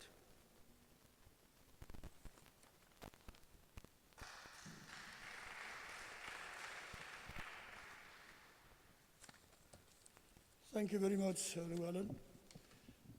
Ladies and gentlemen, allow me to take off my mask first. And then secondly, I would like to take this opportunity to salute and to bring recognition to the crime fighters within our communities. The sterling work that they are doing voluntarily and putting their lives at risk on a daily basis. I think at this juncture in time, it is apt to bring the words of George Floyd to life when he lay down before he was brutally murdered by a police officer whose knee was on his neck. And today, there is a leg with two knees on our necks, the knee of corruption and the knee of crime, and we are struggling to breathe. And my hope is that this organization or this campaign will come to our rescue and lift that leg for us to breathe once more. Unlike those bystanders that saw George Floyd breathing his last breath, calling for his mother, we are calling today for organizations such as you, the churches, the NGOs, the NPOs, the CPFs, the neighborhood watchers, and every community safety organization to come to our rescue so that we can breathe. My name is John Groote, and I'm the founder, member, and the director of the United Public Safety Front, an amalgamation of community-based organizations, community police forums across the Western Cape, and we stand for safer communities from crime and violence, but through a relationship of respect by officials of the criminal justice system, especially the police, courts, and correctional services. We are here today because we care about our democracy and our constitution. We have come to say that we will stand side by side with you to defend our democracy. Our people across racial and gender boundaries are directly affected in the criminal justice sector. It is a fact that some police officers have sold guns to gangsters to kill children, women, and men across the Cape Flats and in our rural communities. We cannot and will not accept that if the police have no respect for the people they are supposed to serve. Corrupt police officials are killing our people through the collaboration with criminal gangsters. And here we include the law enforcement services as well. We will not accept this from our police and law enforcement officers, and we demand that they show respect towards our mothers, our sisters, and wives who lay charges of domestic violence and other forms of gender-based violence. They are laughed at, ridiculed, and told to return when the shift commanders are present. They do this with women who have also been raped and abused. We call on SAPs to stop this practice and apologize to the people they are meant to serve. You are not better than the police, than the people you are policing. You too are citizens of this country, and so you are subject to the laws affecting us. You are not the law. You have to defend the law and the Constitution. Section 9(1) of the Bill of Rights states that everyone is equal before the law, but our police officers, including the law enforcement officers, still use apartheid krachtdadige approaches towards our people. They swear at black and colored people, beat people, and disrespect our rights by using unjustified force against our people, who only demand that they respect our rights. This is the most unequal form of policing. Section 10 of the Bill of Rights states everyone has inherent dignity and the right to have their dignity respected and protected. Show us where the SAPS is protecting our dignity. When they belittle complainants, show us where they are protecting our dignity. Show us where they are protecting our dignity. Show us where they are protecting the dignity of victims and survivors of rape and sexual abuse when they refuse to give feedback to survivors on the progress of cases. They are disrespecting the Constitution. What can they? We choose to defend democracy and our Constitution. We do this through organizing our community through CPFs, training neighborhood watchers. We choose to defend our Constitution through uniting our people. Pansy corrupt officials of the criminal justice system. We want to call on all community police forums and services organizations, all neighborhood watchers and citizens of this beautiful country of ours to identify corrupt officers and make their names public on social media. Let our people know who they are. Comrades and friends, the United Public Safety Front is with you in defending our Constitution. Our democracy is not for sale. Our freedom is not for sale. And our safety is not for sale. We therefore also support the Declaration of Anti-Corruption and Defend Democracy campaign. Thank you very much.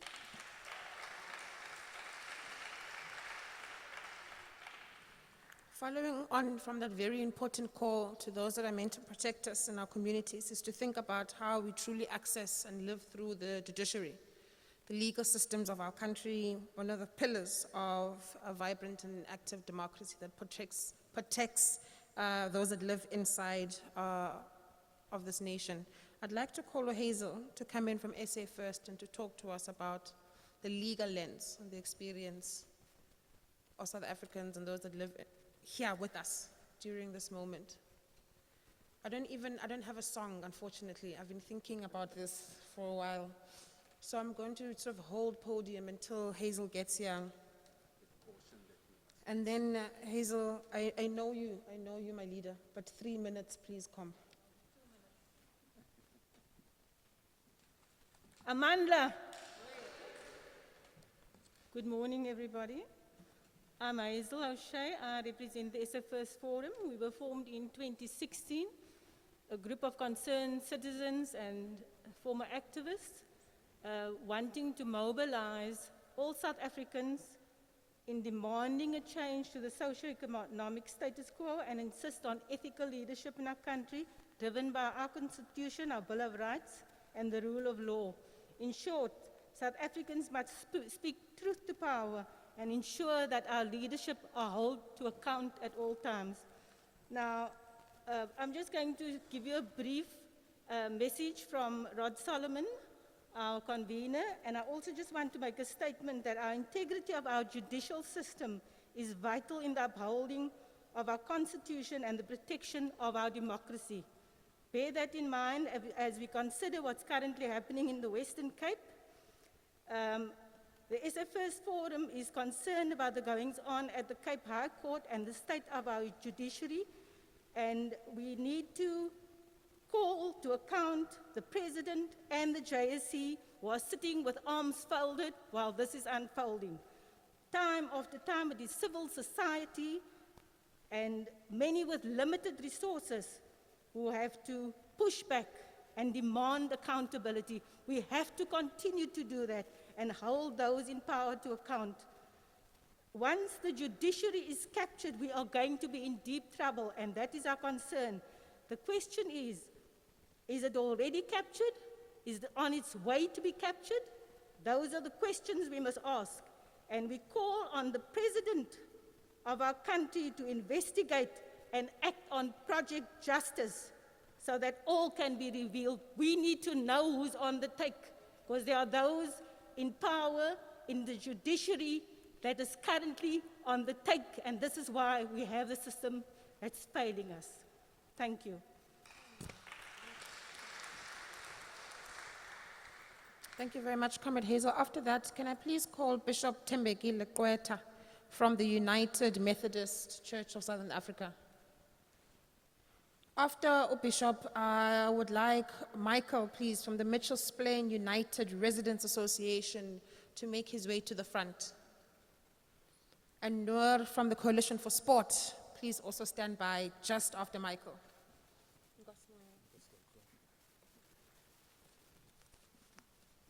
Mandibulise kumntu wonke okhoyo apha. Good day to everyone who's here. I'm not gonna be long. I'm just gonna talk to 2 minutes only. My name is Tembekile. My surname is Gwaka. I'm from Fuleni. What I want to talk about is the Freedom Day. We came in a long way in South Africa, where we started as a mass democratic movement to fight the national government, party government at the time. And the government collapsed at that time, but we never have a plan, a proper plan of how to educate our people about freedom. We just came in and we voted our people in power.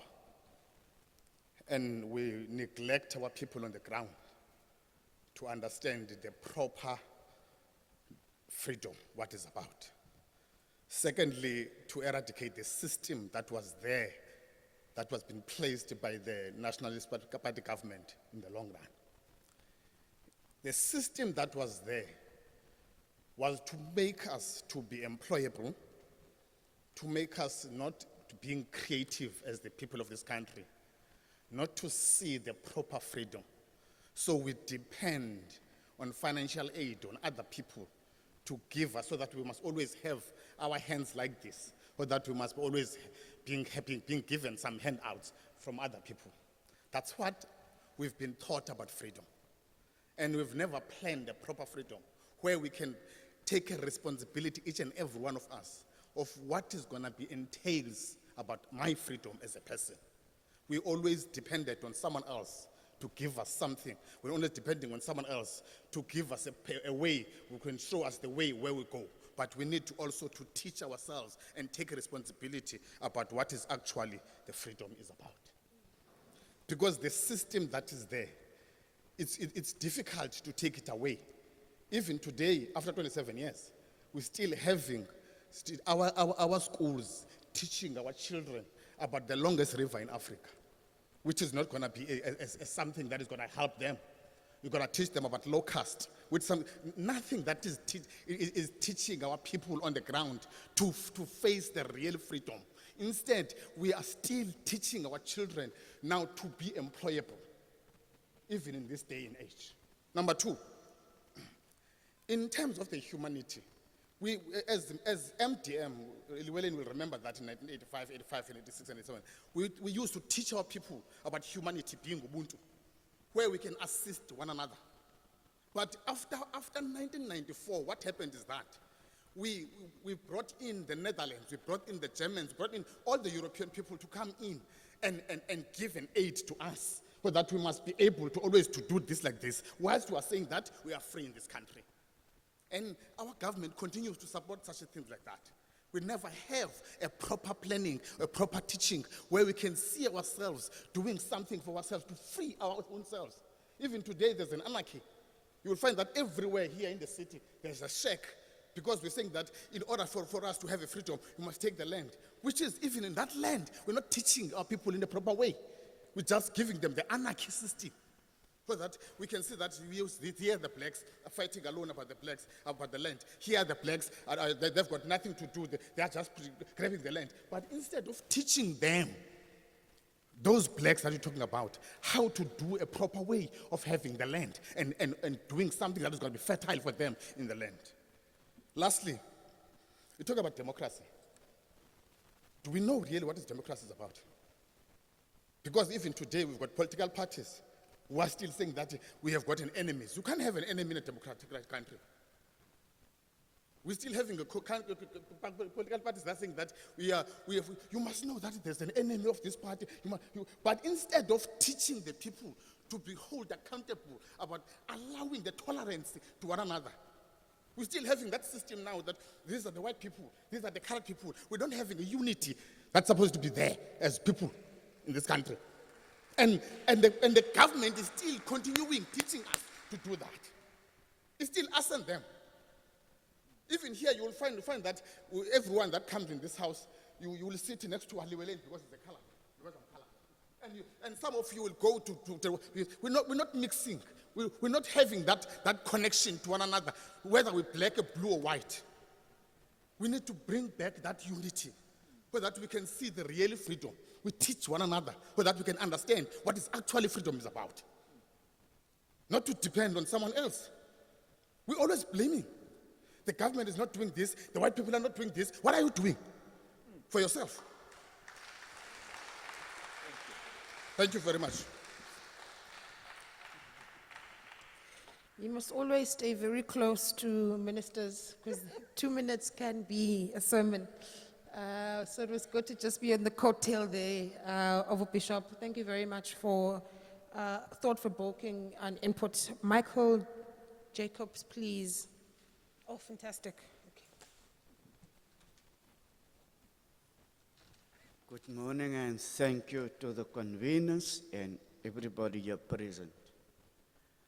I'm grateful because I found my voice as a COVID-19 survivor.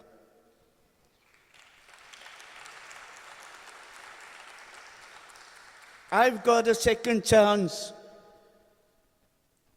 and I need to thank God for that. And I belong to an organization in Mitchell's Plain, the Mitchell's Plain United Residents Association. Can my colleagues just stand up? These are the people, because we have made a big mistake. The United Democratic Party, the birth of the United Democratic Front was in Rocklands, Mitchell's Plain. And then we tackled this apartheid government. And the biggest mistake we made is to allow politicians to take our voice, to take our solidarity, and says, we will look after you. Rubbish. We need to be open and honest. We've given them a blank check, these politicians. We can no longer trust them with our public purse. So we need to keep them accountable. They need to become transparent from local government to provincial government and to national government. Die skelms moet uit. So in solidarity with our communities, we support this movement. We don't support Kurkos churches. And as Mr. Plain United Residents Association, the judiciary, there's pockets of excellence, but there's also deep-seated corruption within Mitchell's Plain. So we have Pastor Linda, who's part of the court watch, who almost every day attends court, and to support those mothers and families that has lost loved ones through gun violence and through gangsterism and through drugs. So we have become practical. We also focus on integrated economic development, housing and land, because we cannot allow housing thieves within the city of Cape Town to set off pockets of land for their friends, for their cronies, while our people don't get decent houses. So in conclusion, I say, stop these talk shops and become practical, reclaim our voices, and we reclaim our oversight over those corrupt politicians. I thank you.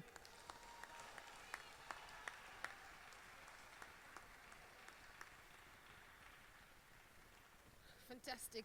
To call Noor, please, to the podium.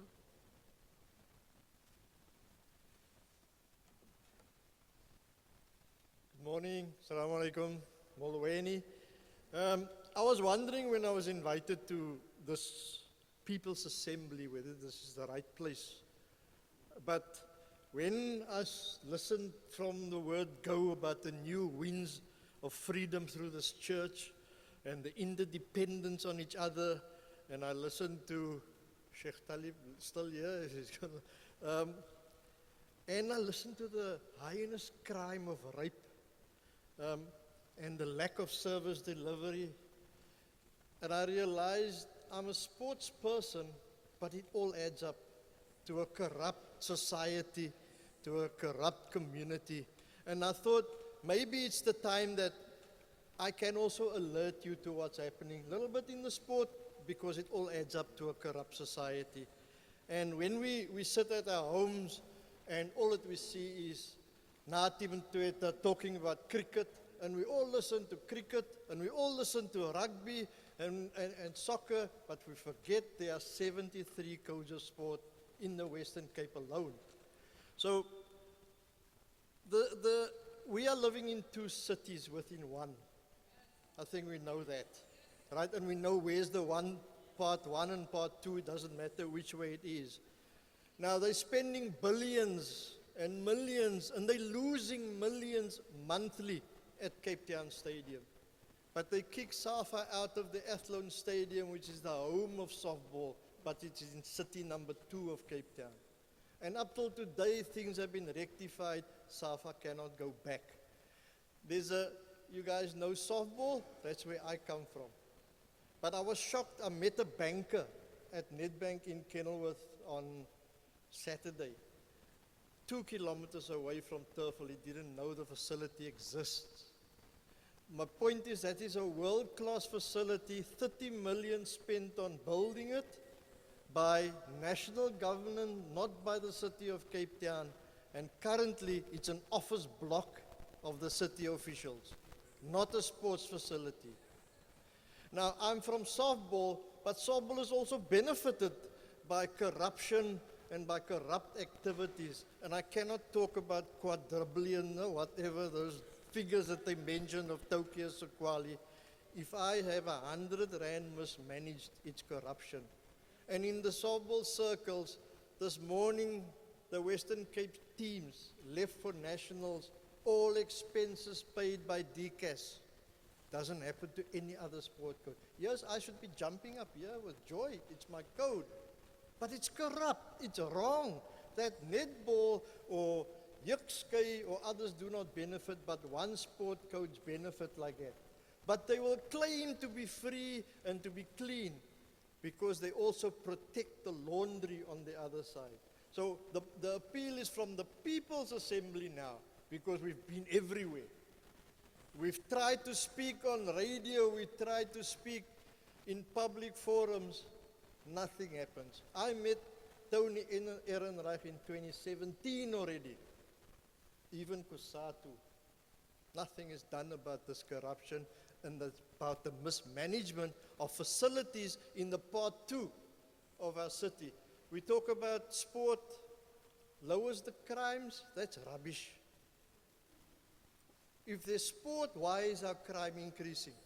So that's a myth. But why is it a myth? Because the grass gets maintained on part 1 of the city, but if you look at part 2 of our city, there's no maintenance at all. You find our kids playing along the highway because there are no facilities, and if there are facilities, it's thorns that they have to play on. So I'm appealing to this organization to work with us to make sure that that corrupt society changes, and then we'll see this new winds of change coming through the People's Assembly. I thank you.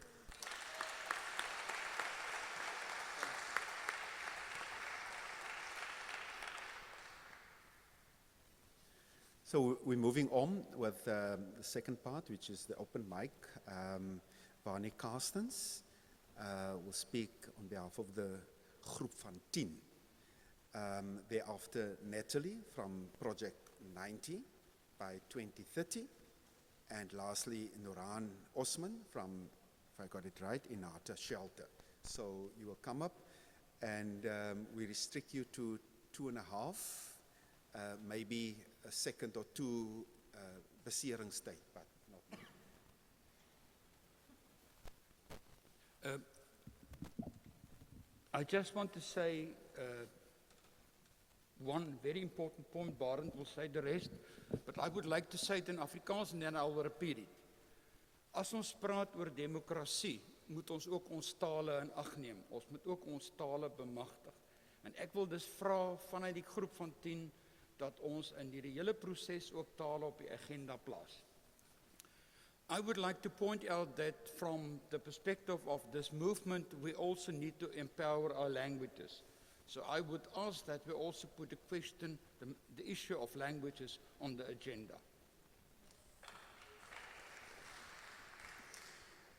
Hi, good afternoon, everybody. You know, I enjoyed it so much, the passion that the speakers put into everything, the women's.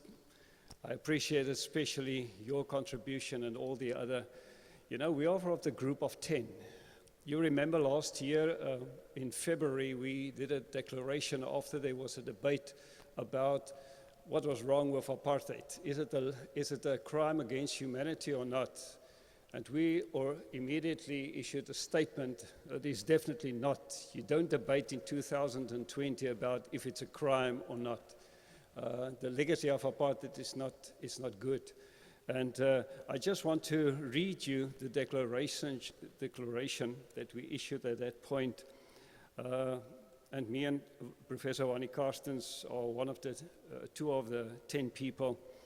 Declaration of apartheid by concerned citizens, deeply aware of the scars caused by the inhuman system of apartheid to our fellow citizens. We as concerned citizens, we have benefited from apartheid.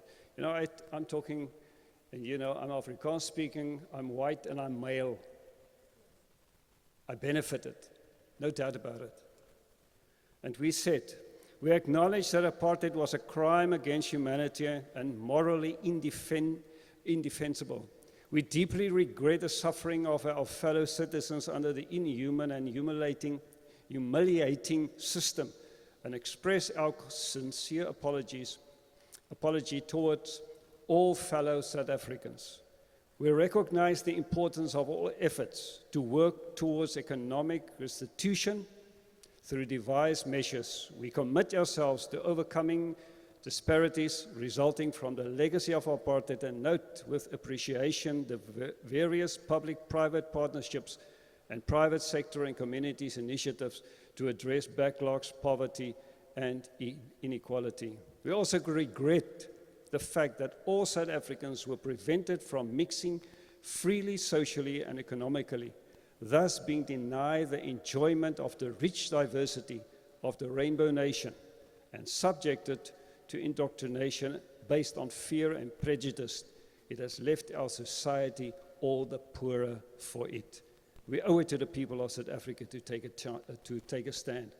Individually and collectively, we pledge our commitment towards a united, non-racial, just and equal society.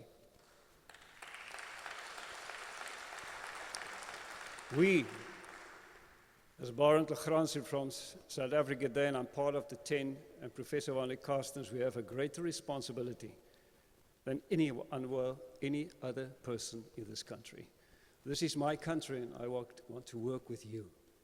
Beautiful people of South Africa, and I'm so encouraged what I've heard this morning, and we are going to build a better South Africa. Thank you.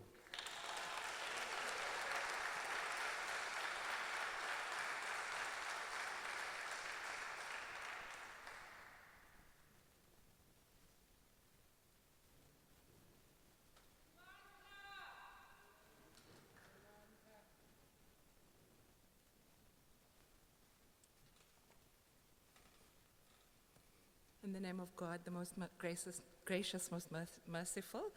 Assalamu alaikum, good afternoon, Molweni. Thank you for the opportunity. I don't think I ever imagined growing up that I would be speaking in the Groote Kerk.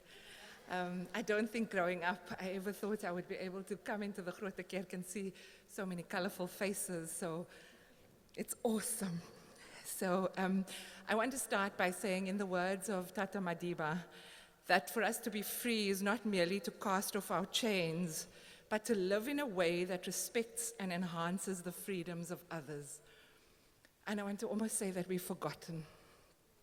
Because decades after, and I want to call it the demise of apartheid, we are still faced with phenomenally high rates of inequality, of gender-based violence. What President Ramaphosa refers to as the second pandemic, GBV, I want to respectfully then say that corruption is the third pandemic, because it eats at the fiber of our society. And I can't help but think, what is going to happen to our children? This morning, my 8-year-old asked what I was writing, because she could see that I was pretty overwhelmed. And I said, I'm writing something about today. And she said, yeah, by the way, what's Freedom Day? I still haven't answered her. But after being inspired by each of you, I'll go home and tell her what Freedom Day is. It's a scary time for women and children in our democracy. We are not safe in our homes. We are not safe in our streets. We are not safe in the church. We are not safe in the mosque. We are not safe in school. We are not safe at the police station. And again, I'm going to say we've forgotten our rich history, the sacrifices that our forefathers have made. Whilst many have fought for our freedoms, some of you are here, I'm too young, the oppression seems to have taken a different shape and form. At the Ihata shelter, we have gotten involved in the community policing forum because enough is enough. We are tired of the excuses of the South African police when it comes to issues of GBV. When our women go and report at the station, they are told it's a domestic issue. My house is your house. We also manage the VIP room because, quite frankly, whilst it was a brilliant initiative to have victim empowerment rooms at every police station, as my comrade before said, they are poorly manned. People are not skilled. You've got the auntie from down the street, and we respect volunteerism. But when you're talking to a victim of rape and gender-based violence, you need to be qualified, you need to be professional, and you need to be able to help her heal. And that's not happening in our VIP rooms. So at the Ihata, I suppose we've taken over the VIP room to make it a better place.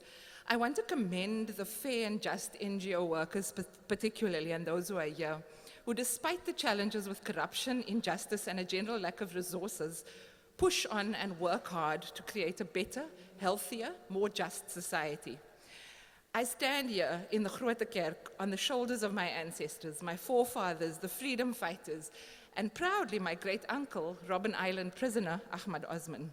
But I'm disgusted. I mentioned to my colleague the other day that if I were to go to heaven and meet him there, I don't know what I'd say. Because despite what we currently face, we have to demand ethical and righteous leadership. And it looks like a pipe dream, but I think the liberation from apartheid also looked like a pipe dream. So I take my inspiration from the Quran that says, truth has come, and falsehood by its very nature shall perish. And so as a nation, we must be committed to flourish, to grow, and to end injustice, to ensure the legacy of our forefathers is upheld. And by that, we want equality for all, freedom for all, and justice for all. I thank you.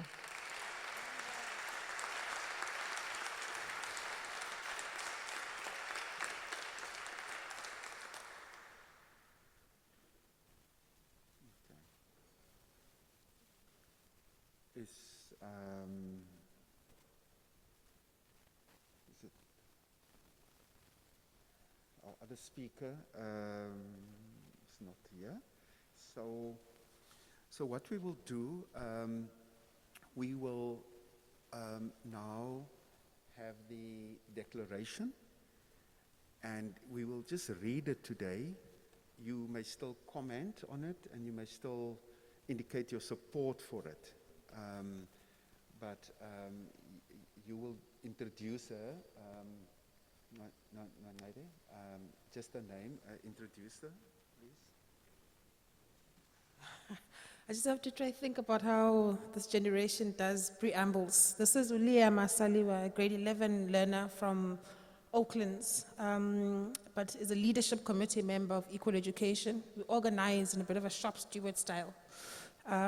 Seasoned leader of EE, 2 years as a leadership committee member.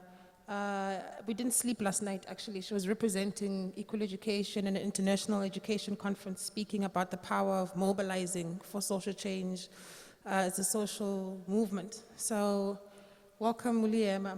I don't know what else to say about you. Screw, screw, gang, gang.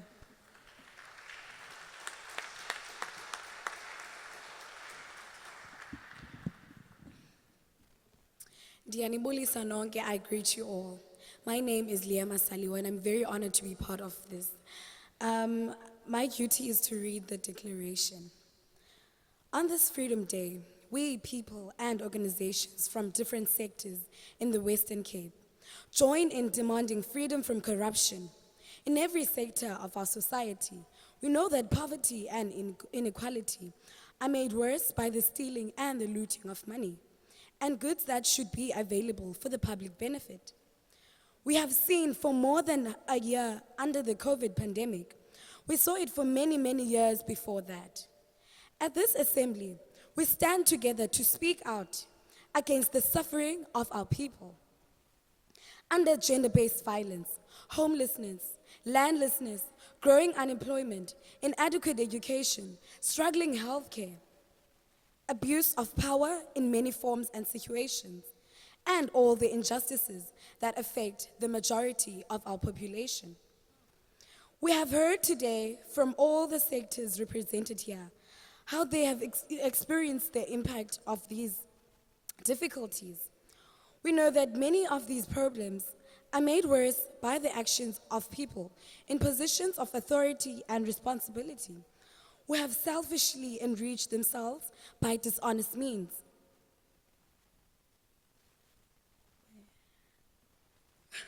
I'm a bit nervous, please forgive me, and I lost my line along the way. Okay. We know that many of these problems are made worse by the actions of people in positions of authority by their dishonest means, grasping opportunistically for funds and benefits that were intended for those in need. We know that many of them have so far escaped any action being taken against them. We know too that the best defense we have against them are the institutions and systems which were designed to protect people. The legal system, the investigators, the courts, and the judges all should exist in the benefit of society. The very foundation of the South African Constitution is the guarantee of social justice for all. And we have seen that the Constitutional Court can be the last resort for many cases. And at present, even our legal systems and the Constitution are under attack. For all these reasons, we are here today also to defend the hard-won democracy and our Constitution. We accordingly unreservedly associate ourselves with the looting of money and goods that should be available for the public.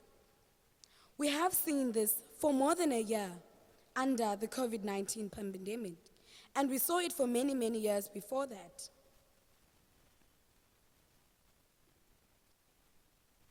I think I am done now.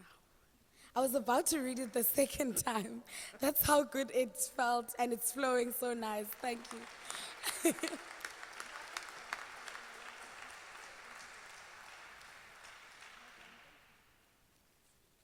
Thank you very much.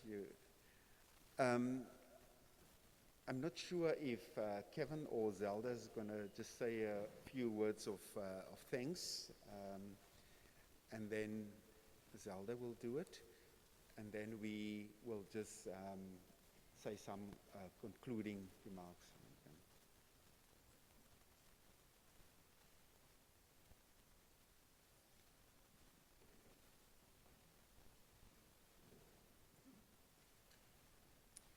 Good afternoon, everyone.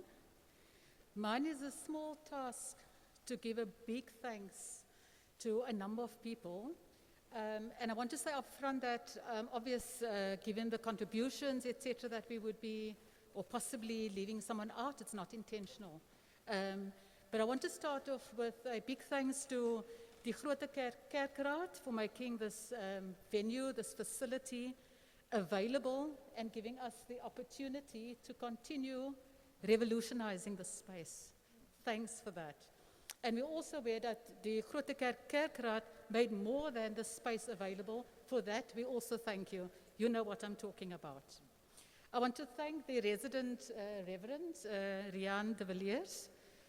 Thank you also for leading us into the session and also giving us the context of the space and also calling us to help in the transforming of the space. It's quite ironic that this space, in our very presence and our very action, is an evidence of the transformation of the space and the possibility of transformation, yet those in spaces for transformation are holding us back. the irony of that should not be missed. So thank you to the Groote Kerk. Also to the organist, and I think it was wonderful to be led by the pipe organ as big and as beautiful as this, and I hope I pronounced your name correctly, Rocher de Trois. Thank you very much for that, and to hear the anthem being led in the Groote Kerk by an organist, amazing. The revolution is possible. The co-chairs, Nonedo and our Reverend McMaster, thank you for the excellent job. You kept us on our feet, you kept us to time. There's some having a call out, a shout out, but we know it's a tough task, and you kept us together and knitted that very well through obvious leadership and your competencies. Thank you for that. To the sectoral representatives, we know that the sectors are bigger. There's a lot of work to be done. These benches can be filled, could have been filled, but it's also the state of our organizations. So we appreciate you coming out and representing in the way, also with the view that we know there's more work to be done, and that you will be calling us on other spaces to lend solidarity and support to struggles which we know cannot be dealt with in isolation, as was pointed out, and so evidenced by very competent speakers, that we need to knit it together at the top level and on the ground. So let us meet in your space and show solidarity to the struggles that all of us are engaged with and engage in the different areas of our work. Thank you for that. Thanks also to all our religious leaders. You know, when you give a platform to a religious leader, I know, chairs, I felt sorry because a mic in the hand of a priest or an imam, forget it, right? There's no time there. But we appreciate that you were able to be disciplined about it. Because you know, when we're inspired by our direct connection, then we don't look on our watches, some of us. Andre, Naidu, and the team, sorry I didn't get the names of the two women, or neither were they introduced. Again, maybe we need to call ourselves out. The names and voices of women are equally important. I want to acknowledge you in the rendition of the Khoi version of the Constitution. And I think maybe we should make the words available because the tune is very catchy, and maybe also just generate that. I hear also the call of die groep van 10, let's honor our languages and let us be practical about it and not have the one above the other. So thank you for that rendition as well. The organizing team was a small, tight team that happened organically. It started off with a meeting at the Anglican Church and just grew. And I would imagine that organizing team, our success is when we are replaced by the young ones taking over that leadership. So, but in this transition, our intergenerational mix of leadership, of content, of practice, and for us to have the maturity to pave the way to be overtaken, then we know the next generation is ready. And in fact, they've long been ready. Let us not hog spaces where we can be led. So thank you for the young voices as well. Just to round up a few comments, Comrade Nonedo started off and she says, we are gathered here because of the carelessness of our people in power. Let us not lose the moment that we are presented with to consciously and conscientiously not only defend democracy on WhatsApp groups and Facebook, but to defend it in practice. So when we're called upon by various sectors or organizations to come to Mitchell's Plain or Khayelitsha to have our voices heard there, let it be there. Let us show that solidarity in practice. And let us do that with increased vigor against corruption, because you know, once people are caught up in corruption, it's like a drug. People want more, and they want more. And even though they run out of justification, they want more of the nice things. Die vleispotte van Egypte is so alluring and so captivating that we nearly create opportunities or a sense that I'm only against corruption because I'm not benefiting from corruption. We must be against corruption because we're fundamentally opposed to corruption, because fundamentally it's robbing our people of the quality and the promise, the bountiness in the Constitution, the bountiness of our freedoms in our Constitution, as we were led by the song, of the Freedom Charter, there shall be houses, security, and comfort. The doors of learning shall be open, etc., etc. But who is enjoying that? So let us conscientiously tackle corruption with the vigor that it needs, because nobody steps aside. No leader in power steps aside and say, I hand over to you. No corrupt person say, I'm guilty, this is what I stole, from whom I stole, I give it back to you, or I'll face up to it. No, corrupt people will be more corrupt, and they will conscript us into their corruption if we don't push back collectively. So basically we're saying there's more work to be done. This was a start, this was a platform, took a year to have voices, all our voices, and to elevate voices from the ground. But this basically is a start of a continuous process to constantly and practically, as Michael, you know, and I felt my heart just went out. He said, "Hier's ek vir Michael, Michael and I, we probably know each other. He's much younger than me, though. I offer my baie ouer.